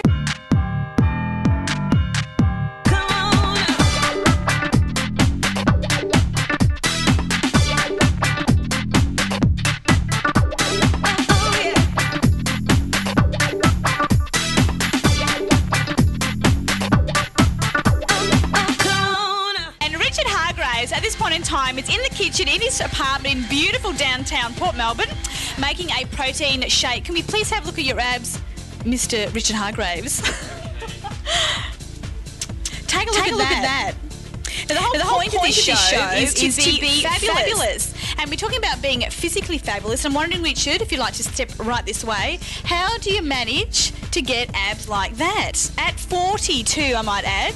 Okay, well, it's a matter of diet and exercise. Or not actually diet, but the foods that you eat and you don't eat. I don't like calling it diet because you don't have to actually diet to get abs like that. Do you believe that? Okay, fine. Drugs, vomiting, purging, what? Yeah, well, they're all methods, but they're probably not the best ones. The point is to become a master of good habits instead of a slave to bad. Well, an absolutely delicious drink. Highly recommended. This protein shake comes in chocolate too, everybody out there. Now, here we are in Richard's den, Mr. Fitt's den. This is where he puts pen to paper or finger to keyboard for your book, Mental Muscle. And I must say that you've got a lot of books on the shelf here that have got nothing to do with actually the body, and that's the point of differentiation of your book. It's not all about, you know, flexing and being physical. It's all about more about attitude. And here, let's have a look. Exactly. Books on the shelf. We've got The Power of Your Supermind. We've got How to Think Like a Millionaire. We've got one you haven't actually read yet, and that's How to Win Friends and Influence People. That's something for the summer holidays. Anyway, but about your book, Mental Muscle. Do I get abs like you by reading your book? Well, yes, you can. There's lots of ways to get your abs. Basically, what you've got to do is ingest less calories into your body than your body needs, so that the fat that's there will be reduced and your abs will show. Basically, that's it. Now, very simple, but not easy. And that's where most people fall down. They might know what they're supposed to be doing, but they don't do it. And that's what Mental Muscle addresses. The reasons why we do the things we do. Why do we overeat? Right, okay. There's a few reasons, but basically it's attachments that cause us to overeat, which it means are addictions to things. We tell ourselves we have to have things to be happy, and if we don't have them, we're not happy. Now, most people are not happy, and they eat because food makes them feel better. Now, you can either eat or do something else to make you feel better.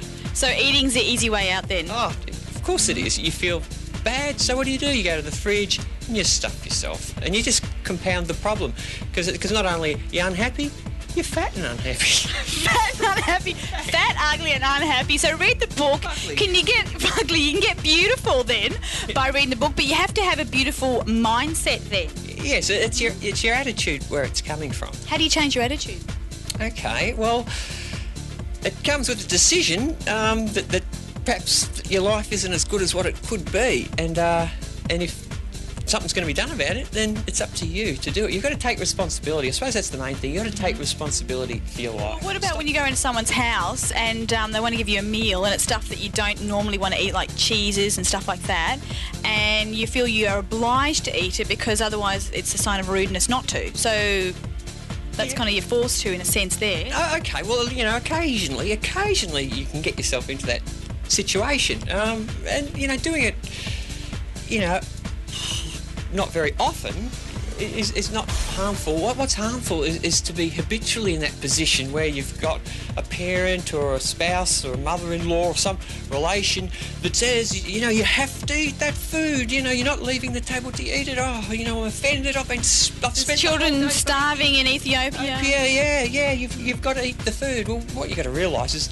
eating your food isn't going to help the people in starving in Ethiopia. What would help is if you sent them some money.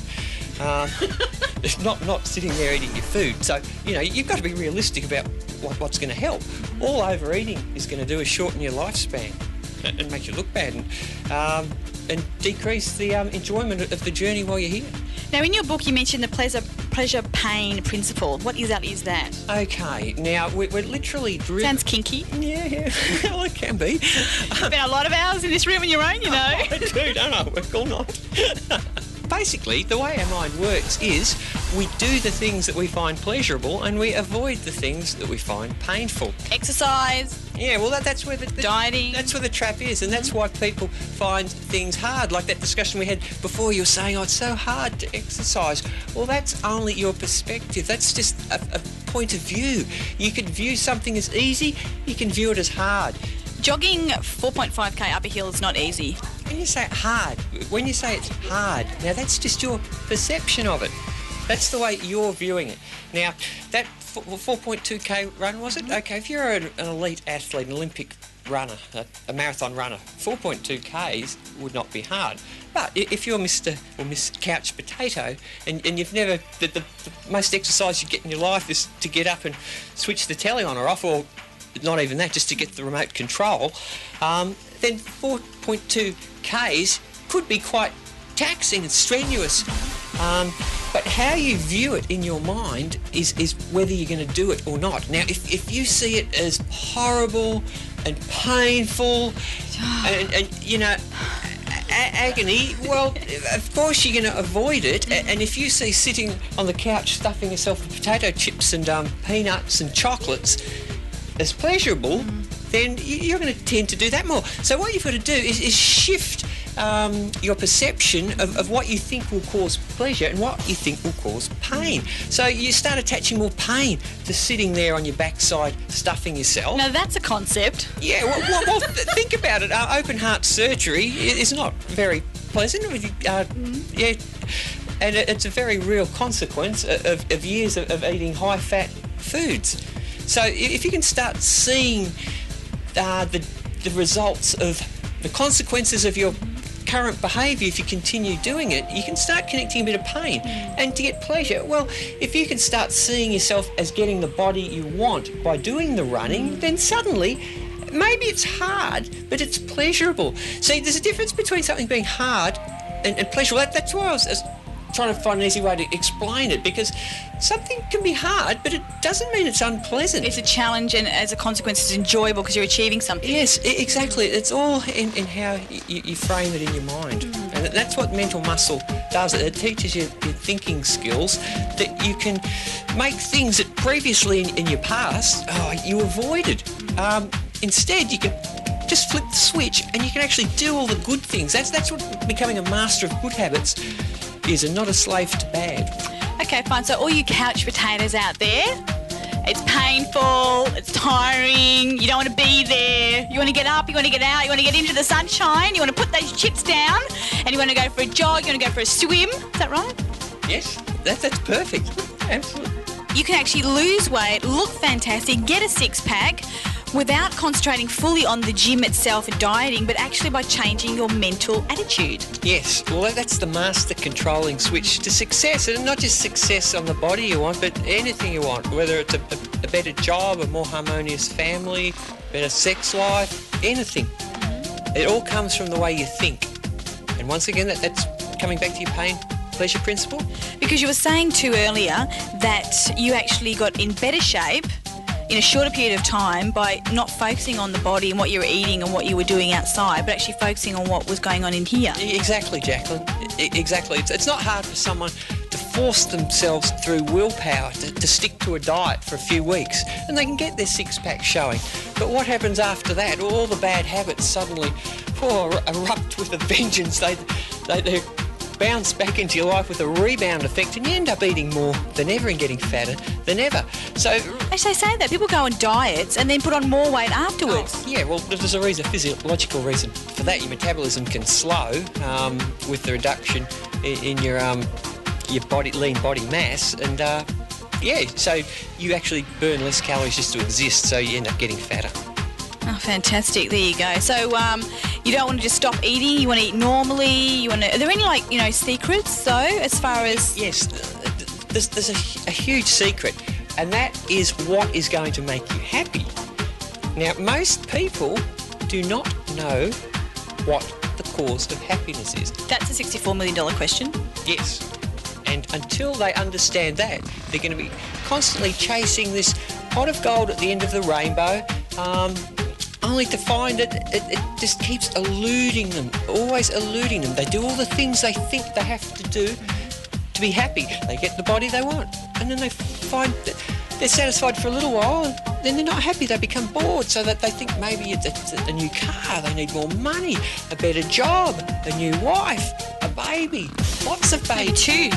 Or maybe a mistress. 2 babies, a mistress. So it's this constant search for the things that they think are going to make them happy. And all they're doing is just satisfying a bit of pleasure. What makes you happy, Mr. Fit? Okay, it comes from being free of attachments.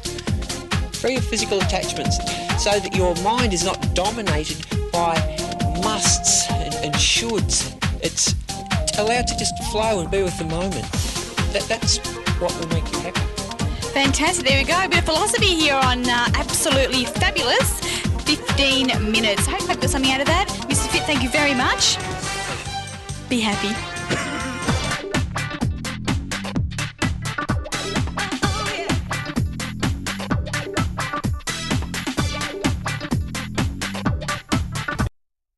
Another fantastically fabulous episode of FFM being... Fabulous 15 minutes. That's right. Unfortunately, 15 minutes, all you're going to get of us here down at Beaconsfield Parade, St Kilda. And we're actually focusing on a fabulous pursuit that a lot of Melburnians get into on the weekend, and that is... rollerblading. Yes. Okay, you've had your 15 minutes of fame.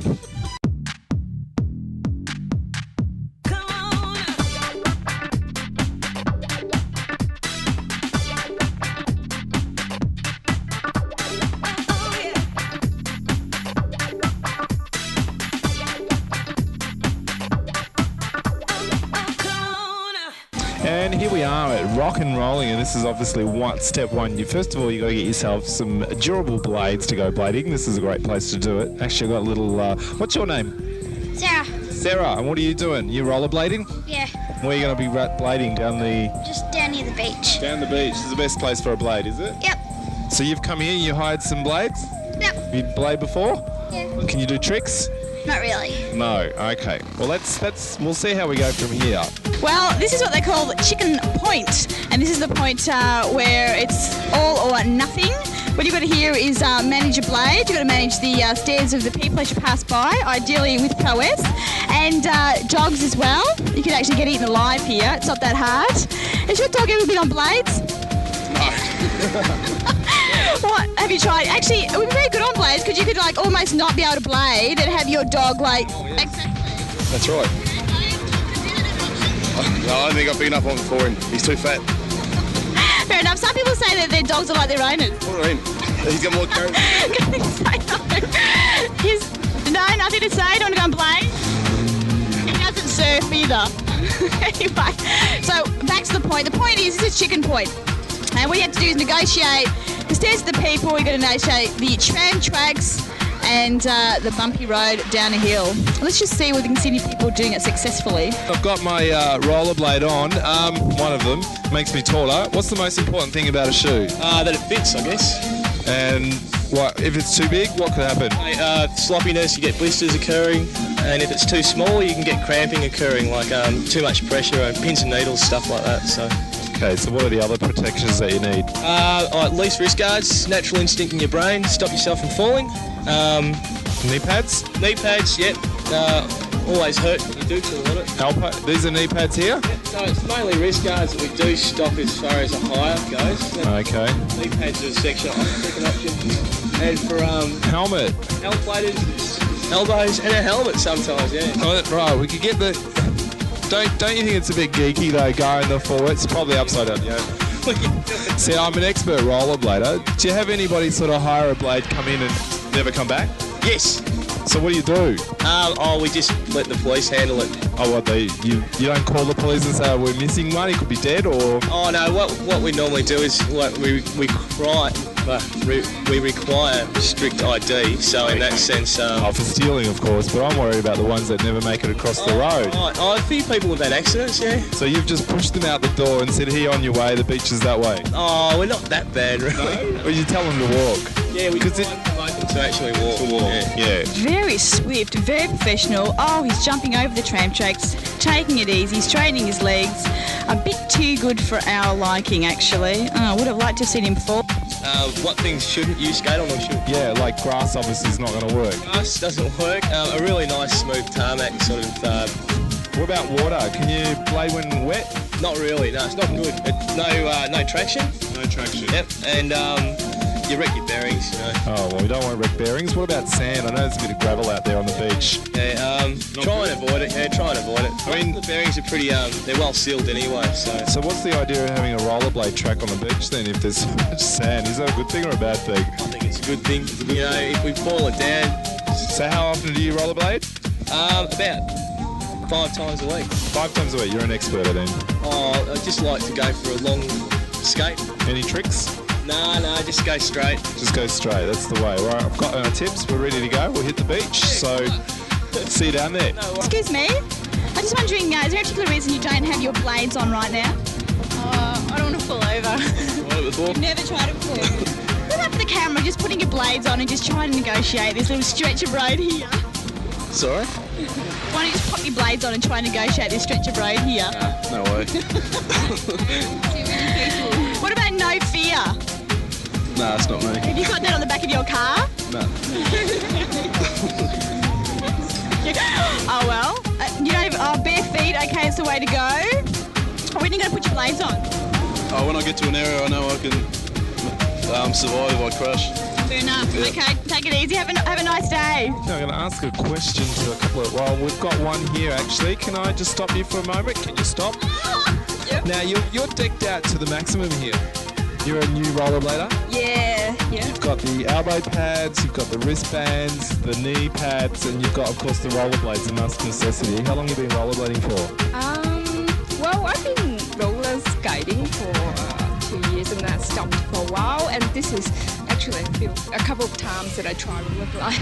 You've rollerblade for 2 years? No, roller skate. Skating. Yeah. Oh, okay. So blading's a little different then, is it? Yeah, I find it this is easier. This is easier than roller skating? Mm-hmm. It doesn't look easier. It looks like you're kind of out of balance here a little bit. Yeah, I don't know. This is I think the third or the second time that I think the third time. Okay, second time's not bad. Any blisters yet? Not yet. But you've only been here for what, a couple of hours today? Probably about half an hour now. Half an hour, okay. So you're going pretty well there.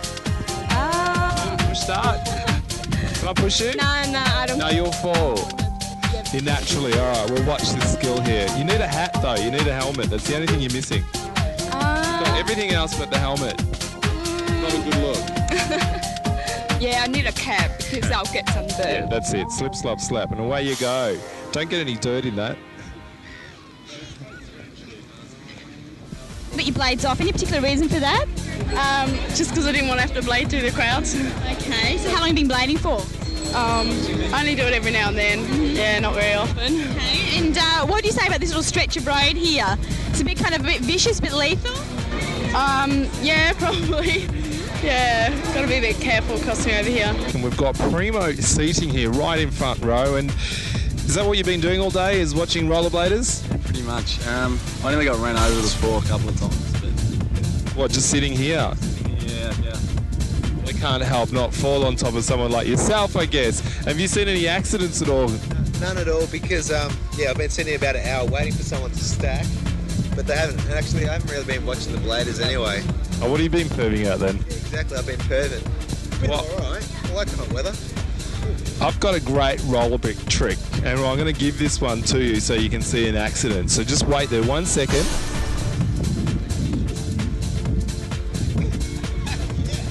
Right. Deliberately sabotaged, but the old stick. Would you recommend rollerblading as a pastime maybe in Melbourne? Definitely, Yeah, definitely. so do you rollerblade like often? Probably twice a week. Mm-hmm. Do you rollerblade like often at the moment? I see you're a little bit handicapped. It's a bit hard with coordination, so no. And how did that happen? I slipped on a wet floor, so... With your blades on? No. Actually, that's a very good point because, of course, there's many dangers. As you can see, there's kids, there's dogs, there's also sand and there's water. So as a seasoned rollerblader, what are the dangers out there lurking for the unsuspecting blader who is a bit inexperienced? People. And people? And corners. Definitely corners. What about people who go about with the Walkman on at the moment whilst they're rollerblading? You think it's a bit dangerous?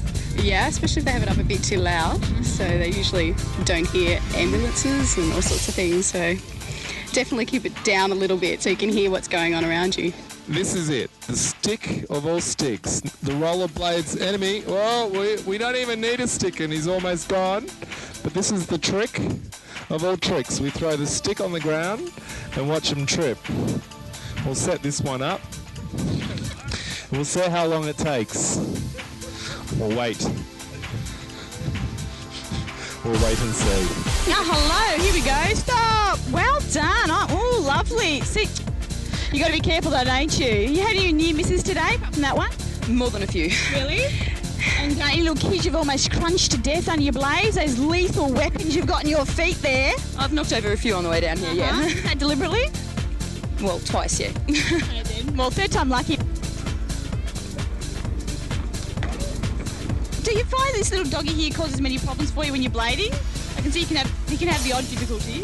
What can I do? She doesn't want to stay home. Really? Yep. Is that what brings you out blading on a Sunday afternoon to St Kilda? No, actually I wanted to come blading, but the dog didn't leave me alone, so I had to bring her with me.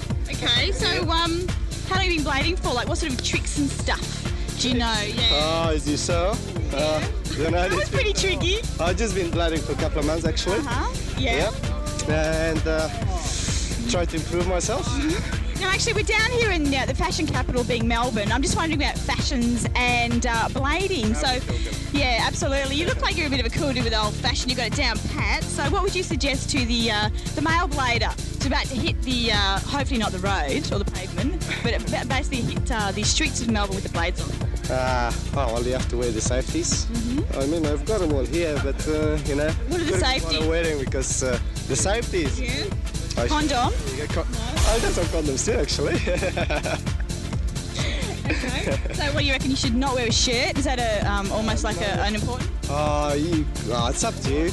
Up to every individual. I mean, I got my shirt too, but it's too hot. Nice day. I mean, you're down the beach, so why not? What about the women? What should the women be wearing blading? Women? I can't see any women at the moment.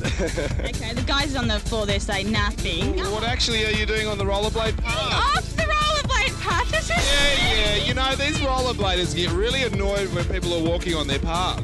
But, like, I tried to get off and then you said, can I ask you a question? No, I saw you walking from way down there. We realised that we were actually walking on the rollerblades again. Okay, so you didn't get run over there. No, we are successfully, very slowly trying to get off. Is it safer to rollerblade in a group? Safety numbers. Can you do a chain for us? No. No! Come on, do something for us. You'll fall down. Probably. You good at falling? Yep. Excuse me. Excuse me. You've got to... I didn't think this could happen in Toowoomba. And then I saw it on TV that night. It really opened my eyes.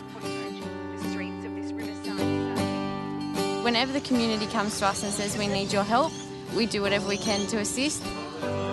It is a great feeling to be able to help your neighbours, to be able to help your community. Each Lions member and each Lions club in different parts of the country, we're totally different. But we have core values that are the same. They remain the same for any Lions member and any Lions club anywhere in not just Australia but around the world. Anything that you can think of that you want to do and support and help, Lions are doing it right now somewhere in this world. I think Lions need to tell their story. They need to let people know the amazing things that they do. The three major streams that we have in Lions are the community service that we do for the public, health and medical research, and the disaster relief. We're out there to help people. If you love helping people, get out and help them. Join a Lions Club.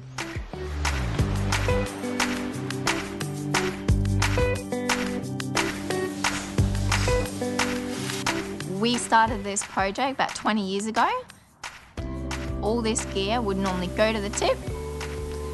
We recycle it and give it to someone less fortunate and where it is needed in the world.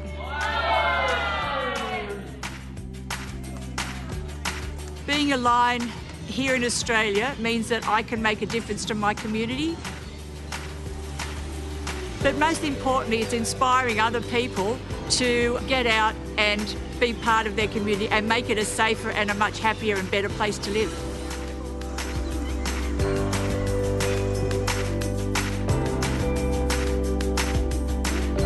Childhood cancer, I've always been interested in cancer and small children from the time I first got cancer 30 years ago.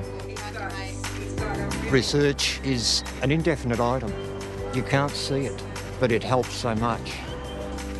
I'm here managing the money and the relationships, but other people are out there raising funds and bringing in community support.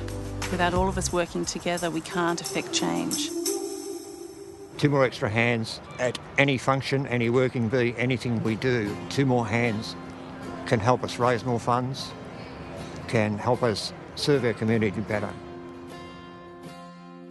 I went to my Lions Club and I said, I got this idea and I think it's a little bit crazy, but I think we could raise some serious money doing it. And it was to run 100 kilometres. And the club said, okay, if you want to do this, whatever you need us to do, we'll be there 100%. And I'm pretty proud to say that together we raised just over $16,000. So we blew the target out of the water, and I think that was due to a lot of the support that I got.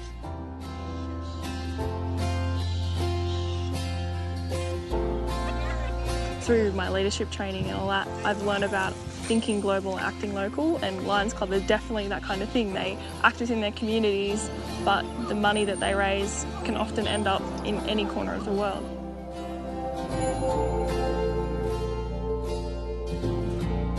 As an individual, I could only do so much, and whilst it was my burning desire to try and help these people, having an organisation such as the Lions family to call upon to support me and those people that were working with me just made it possible for us to achieve so much more.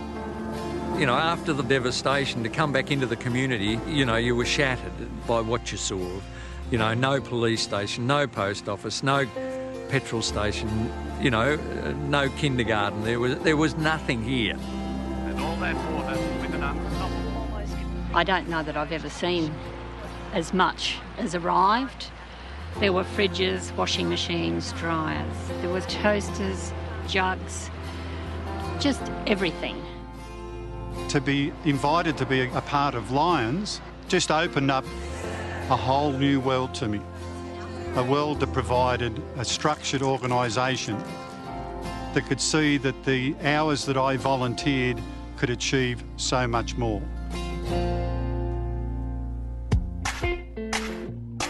I think Lions is a wonderful organisation. The people in it have charity in their hearts. I can go anywhere in this country, see somebody with a Lions badge, walk up to them and say, good day, you got a friend. Never once in my life had I had a group of people where I could go to, say anything, and know that no matter what, they would be there, they would stand by me. It's the family. That's what we call it. It's the Lions family. Without Lions, I think I'd be lost now because they've been my life. We work hard, but the most important thing is we have fun.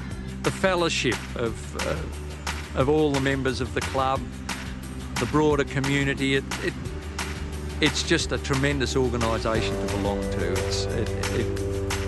You know, I'll be here till I die. It is extremely rewarding and gratifying to be a part of an organisation that can spread its support so far and wide. More members means more hands, means more support to the community. I would encourage everyone just to give it a go and see if it is for them, because the return that you get for giving to others is amazing. Get out there, do something wonderful, be part of this fantastic organisation.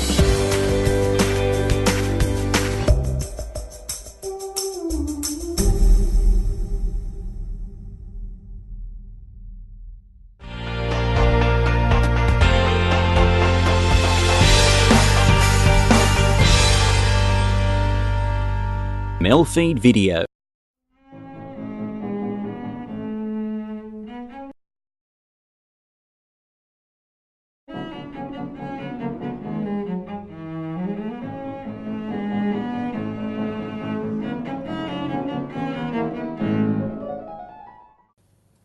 Welcome to the CEC Report. It's the 1st of June. I'm Robert Barwick. I'm joined today by CEC leader Craig Isherwood. Welcome, Craig. Yeah, thanks, Robbie. In this week's CEC Report, bankers hate democracy and Glass-Steagall. And if you want your lie to be believed, make it about Putin. So first, bankers hate democracy and Glass-Steagall.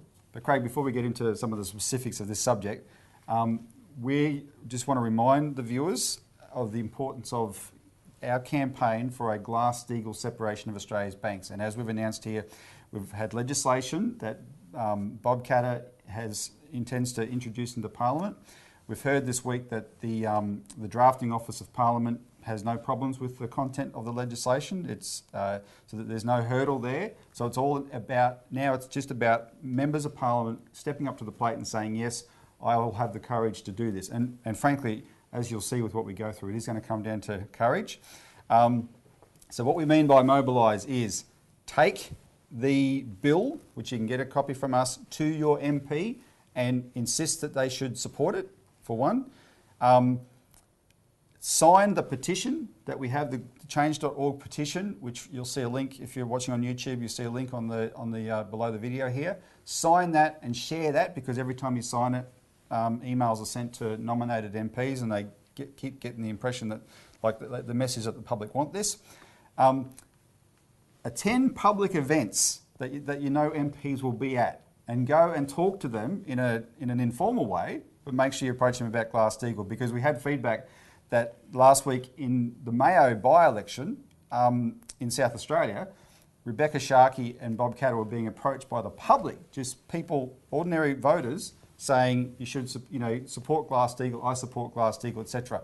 And it helps them to, it consolidates for them that this is something that the public actually want. And for the viewers, Robbie, Bob Katter has said that he will introduce the Glass-Steagall legislation that we've written into the Parliament. That's within right. the next period.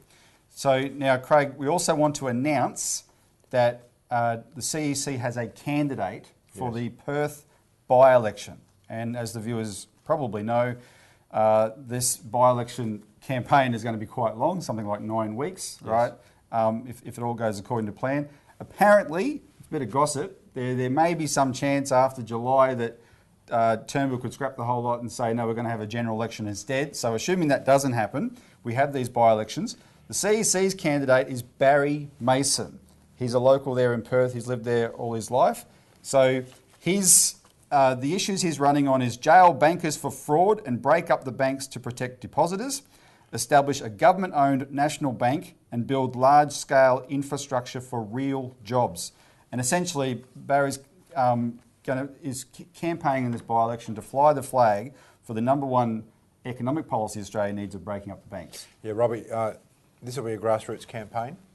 We want as many people, ordinary folk, to stand with Barry, come and organise with him. We'll be doing all sorts of different things on the ground. We're not going to be spending huge amounts of money on advertising, because at the end of the day, it's a program like this, and it's actually one-on-one organising, talking to people, that makes all the difference. So we need people's support here. Barry needs your support. And this should be a lot of fun, because, look, the issue is break up the banks. That's right. And Craig, when we run candidates in these by-elections, like we're in it to win it all the time, of course, but that requires, we don't fantasise about that as an outcome. What does happen, though, you become a strategic factor in the mix, and the other mainstream candidates will have to approach Barry. They'll want his preferences and all this kind of thing. And our only issue that we're interested in talking about, there's lots of issues that we do talk about, but the #1 that we want to prioritise for everybody is break up the banks. That's right? What we're doing, yep, exactly.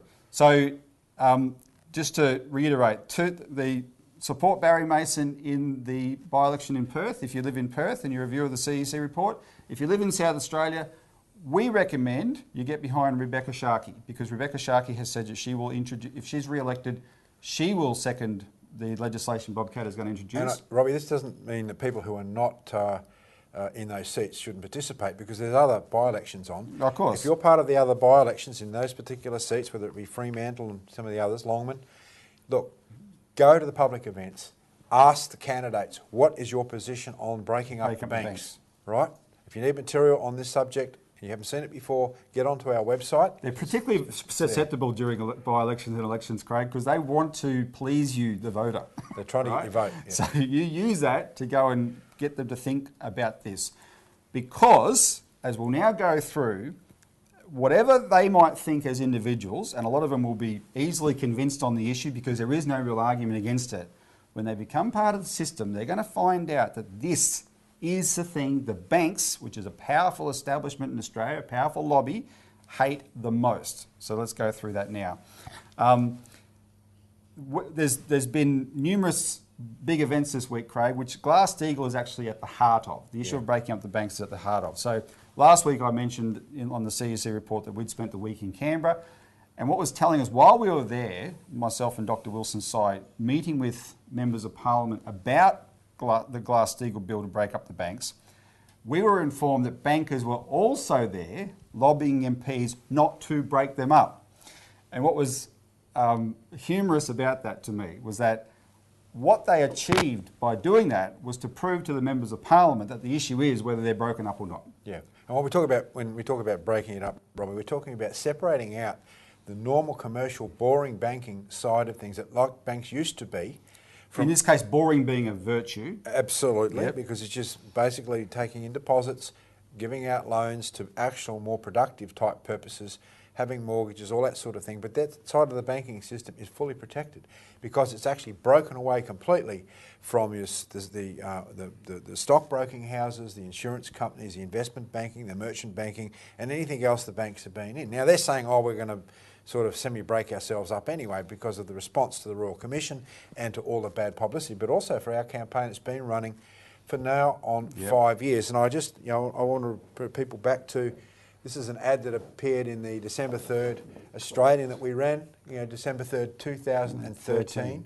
600 councillors, leaders and trade unionists supported our ad and our campaign back then for Glass-Steagall because we were campaigning against the policy of bail-in.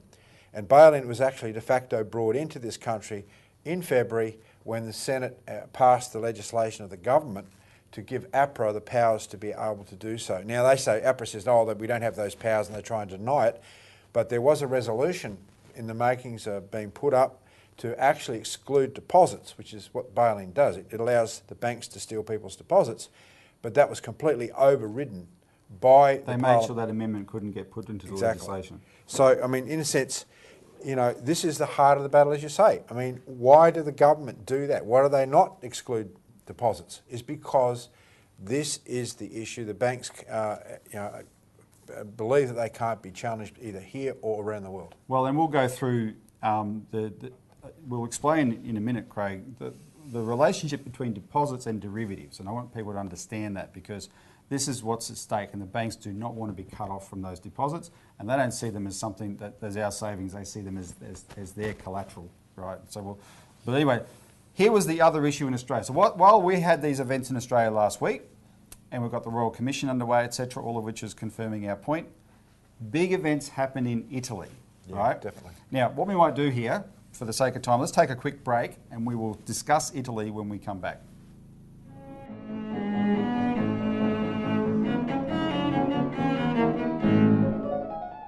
Australian women need to kiss more.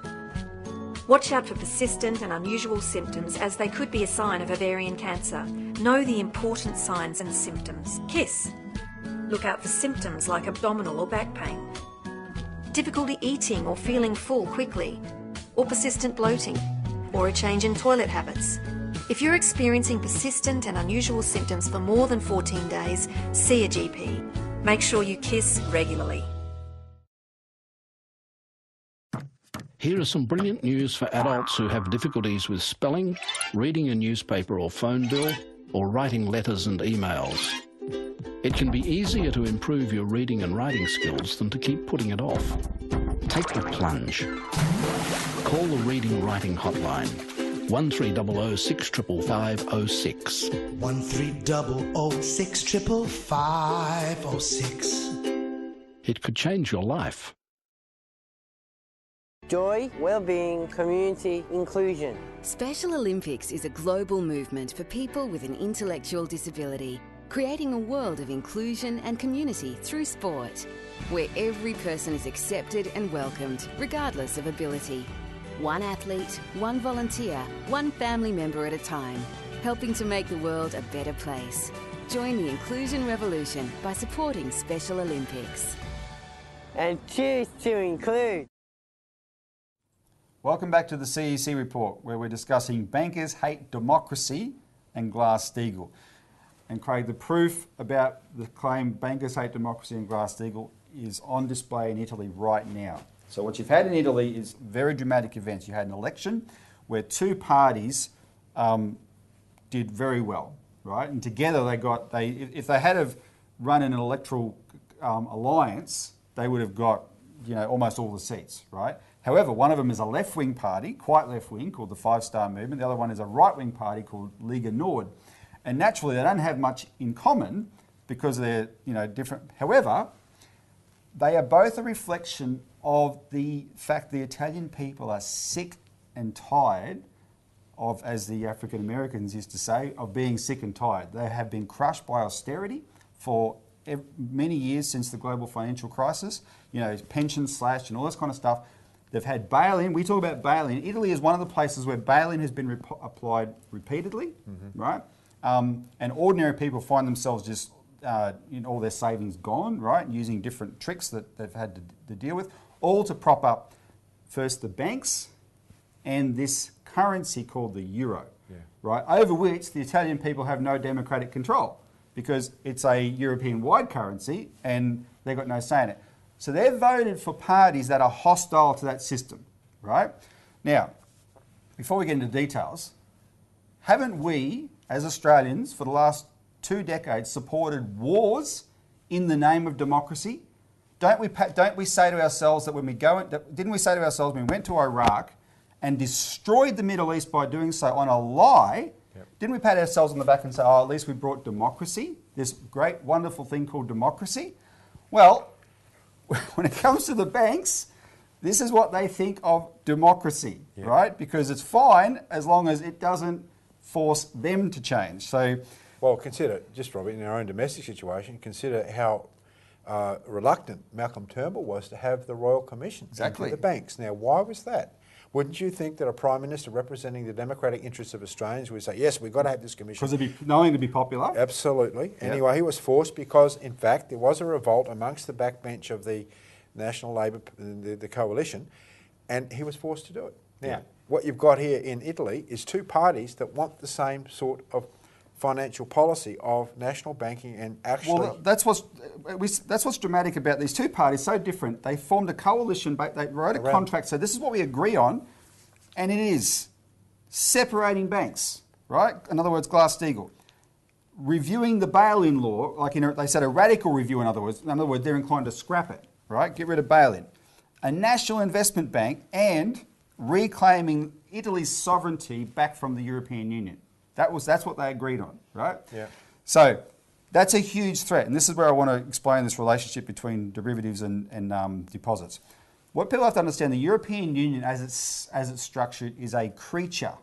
It's of the City of London. The City of London is where the world's banking system is centred, right? The private banking system is centred, and over time, with a lot of direct people think of the British as always been a bit standoffish. No. There was a lot of direct British intervention to create the European Union as we know it today, including by Margaret Thatcher. We actually created a pamphlet on this, which is beyond the screen. Which we call the British Empire's European Union. Yep, exactly. And it's on screen now. If people want a copy of it, then they can call in for that. And essentially what they created was a structure where the EU became a political union, not for world peace and all this rubbish that some people think, but that political union could be more powerful than the nations that are members of it, and that union could be used to enforce the claims of banks over the member nations. And that's what you've seen in Europe since the global financial crisis, all through southern Europe there. Greece, Italy, Spain, Portugal, Ireland, etc. They've all copped it where they've had to obey EU dictates in order to prop up a banking system, right? That's how it structures. Now, what's the issue with the banking system? It's that their banks are terminally ill, Craig, with derivatives. Yep. And the centre of it is a bank called Deutsche Bank. Now, Deutsche Bank is the biggest German bank, but what people don't realise about it is 20 years ago it stopped being a German bank. It merged with Morgan Grenfell, the British investment bank, and the chief economist of Deutsche Bank said this week, all our problems started from that merger because we adopted Anglo-American banking practices. Before that, what do we know about Germany? It's an industrial country, famous. Its strength is its industrial output. And that's what its banks were structured to support, right? Once they had this merge with Morgan Grenfell, Deutsche Bank became the world's biggest derivatives speculator. Today, it is the biggest speculator in derivatives in the world. A couple of years ago, the IMF produced this graphic where Deutsche Bank is at the centre of all the world's too big to fail banks, and all those lines are its derivatives transactions with them, right? And the IMF's warning was if this goes under, then the whole system comes down, right? And that's the structure that they've been bailing out, making the people in places like Italy suffer to keep propped up. Now, Robbie, I find it's really funny here because people say, well, what are derivatives? And the best thing we say, look, they're best likened to gambling debts. Now, a friend of ours, Dr. Wilson Sy, I think he said he spent a whole year trying to define what a derivative was. Well, when he worked at ASIC, right, ASIC had set up a committee that for a whole year, its job was to come up with a definition of derivatives, and after a year, they gave up. Oh, there you go. So you've got a bank, one of the biggest banks in the world, if not the biggest bank in the world, has chock full of these things that no one can really define. That's right. That's insane. But we know, while we can't define them, we know from experience what they're capable of. That's right. 2008, long-term capital management in 1997.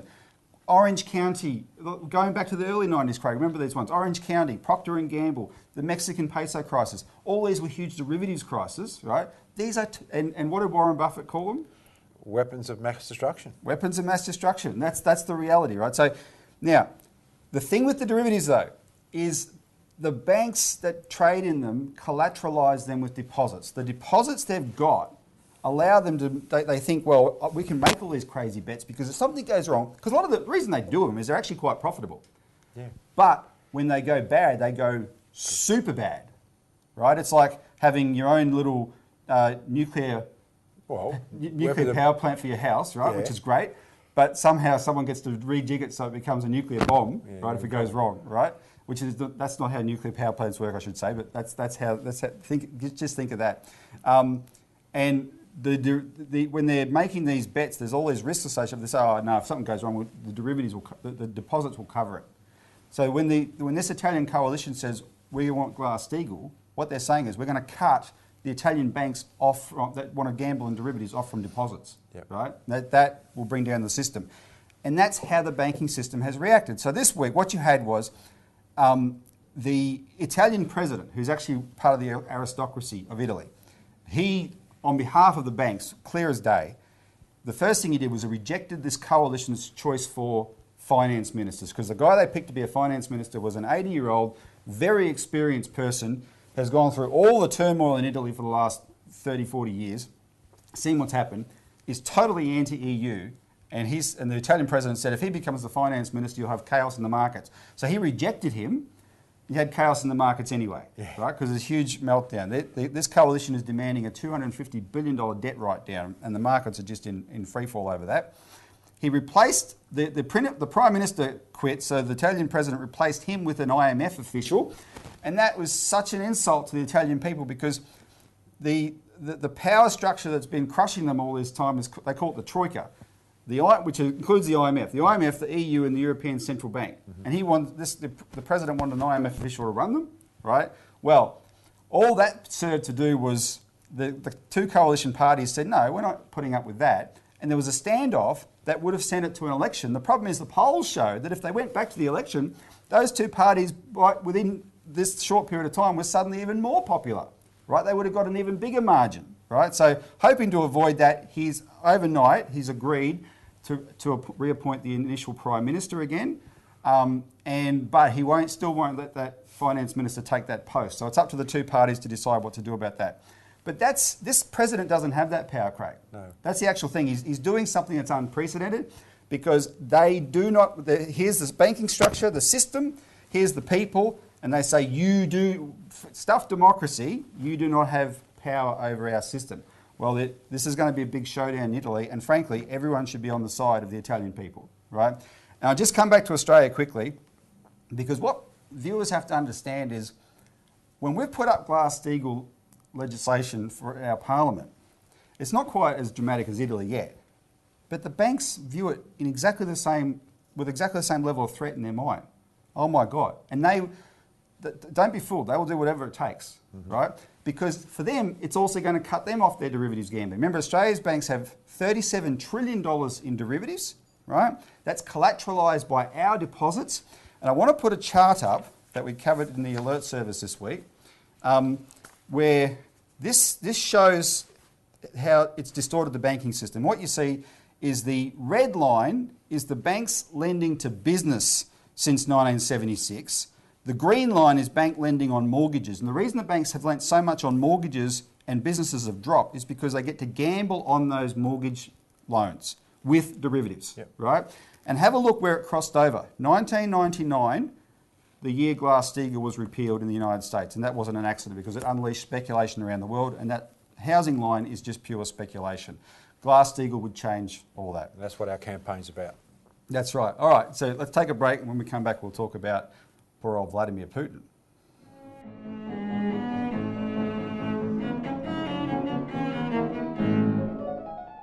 Are you playing renovation roulette? I'm John Jarrett, and I know that deadly asbestos lies hidden in 1/3 of Aussie homes. It can be found in any home built or renovated before 1987. Lurking in walls, under floor covering, behind tiles, in roofing. Asbestos, it was used everywhere. So if you're a renovator or a tradie, you could be risking your life and the lives of others. Remember, go slow. Asbestos, it's a no-go. Visit asbestosawareness.com.au to learn what you need to know. This bank is helping to save lives. Every year, 500,000 Victorians have no idea where their next meal is coming from. Food Bank Victoria works with farmers, supermarkets and manufacturers to make sure their surplus stock ends up here, to be distributed to those in need. But all of this is not enough. Right now, this bank needs interest, your interest, to support Victorians in need. If you can help, visit foodbankvictoria.org.au. Most of us experience life's ups and downs, but we can always appreciate the finer details that make life worth living. But for 1 in 5 of us, mental illness can make us lose sight of the big picture. That's when Paran Mission can lend a helping hand. We've been caring for the community for over 60 years, finding a place for people with no place. Show your support and stand up for mental illness. Visit our website and make a donation today. Welcome back to the CEC Report. Finally, if you want your lie to be believed, make it about Putin. So, Craig, this is bizarre. It's a farce what has happened this week. The Ukrainian Security Service, the SBU, and this Russian journalist, whose name is Arkady Babchenko, they faked his death and they made it like it seemed really real. The whole world reported that another anti-Kremlin journo has been murdered by Vladimir Putin. And as soon as they said Vladimir Putin, they says, oh, okay, that must be true, then we don't have to check it out. No, exactly. No, Monica Attard, the senior ABC journalist in Australia, I saw her this morning, she admitted that fact. They believed it without question because it was Putin. And she said it, she was admitting to be embarrassed by that, right? Some of these journalists like to think they're more rigorous than that. And that's been the nature of this for ages, right? And we've actually been, this is one of our themes. The demonisation of Vladimir Putin has been used to justify a huge number of terrible policies from the West that no one's questioned because they've been so brainwashed into believing that this is the new Hitler, right? Now, people should call in for a copy of our Australian Alert Service, Robbie, if they think Vladimir Putin is a villain, or they've got any ideas it's all Russia's fault. Yeah. Get yourself educated. Call in for a copy of the Australian Alert Service and read how you're being duped, because that's basically what it is. And most of the Western journalists get duped because they're too lazy to actually do their real homework. Well, because in this particular issue, we actually have, as what we call the Australian Almanac, a section called Russia's 1990 criminalisation was, quote, made in London. And it gives the background of what happened in Russia in the 1990s, they gutted the place. Before Putin. Before Putin. And it was the public reaction to that, being destroyed as a country, that made them vote for Putin. He's viewed as a hero, Robbie, in Russia, because Russia has Russians know this history of how they were destroyed from an economic power to some degree.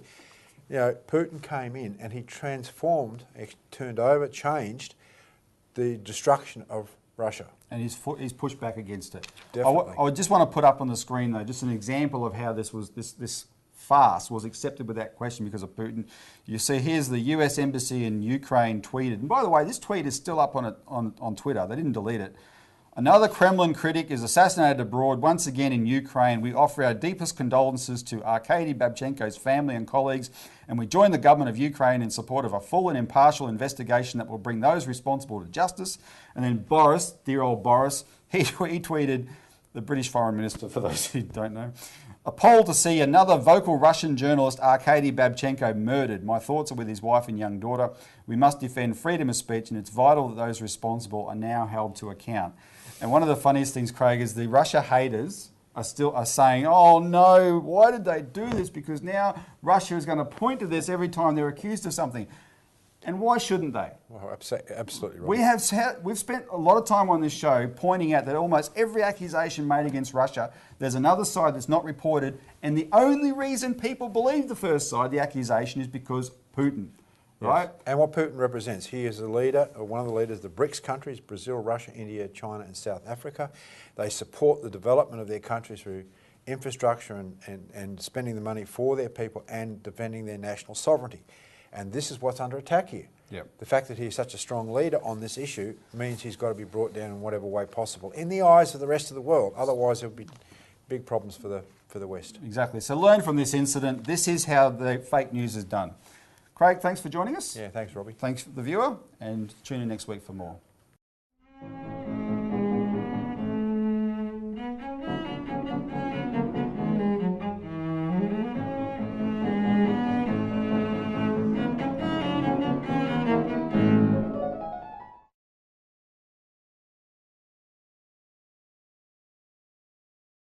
If you choose to text while driving, you could ruin lives. Someone else's, your family's, or your own. Choose not to instead. The right choice could save someone's life.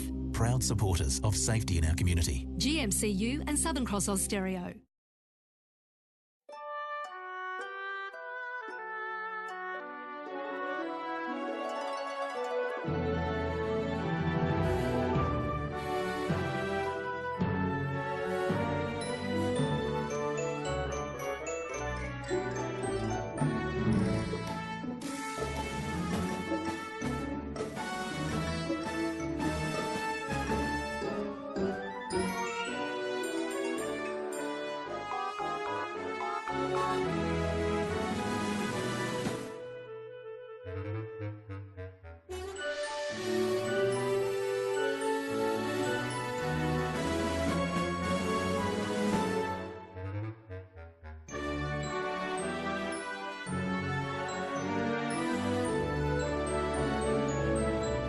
SPCA, for all creatures, great and small.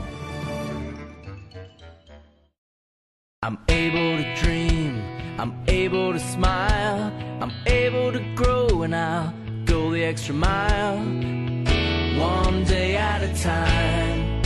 So put your hands together, we can change lives forever. Together, we're able. Able Australia. Together, we're able.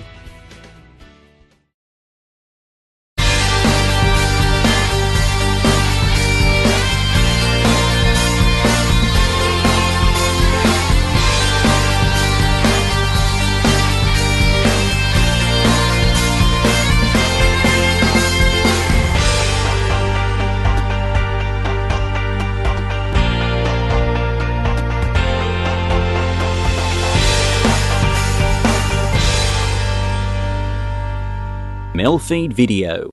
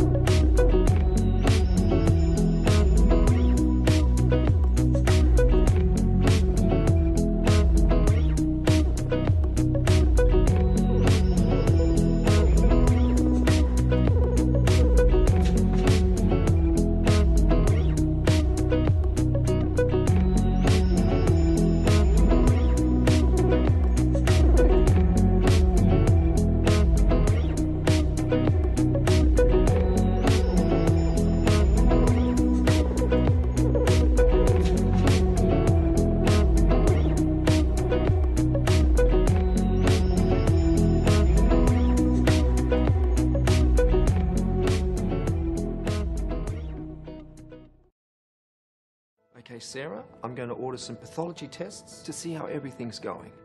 Half the Australian population had a pathology test last year. That's you or someone you love. 100 tests are performed every minute, delivering vital medical information. From the moment you are born, your healthcare depends on pathology tests. 70% of medical decisions rely on information from pathology tests. Pathology is the engine room of healthcare. One small sample can reveal millions of insights all about you. Pathologists are your doctor's doctor. 25,000 people work to provide doctors with the answers they need to treat you. Australian pathology is world class. We may never meet you, but we see each of you as part of our family. Every minute, 23 Australians find out more about their health. Good news, Sarah, the results show that everything's okay. Pathology provides peace of mind. I rely on Australian pathology. Sign up online to support Australian pathology. They say there's a chance I could die in a car crash, maybe even from heart disease, maybe even skin cancer. I could die in a work-related accident, or I could die in a fight. The fact is, the biggest cause of death for men in my age group is suicide. Please don't let this happen to me. You can do something.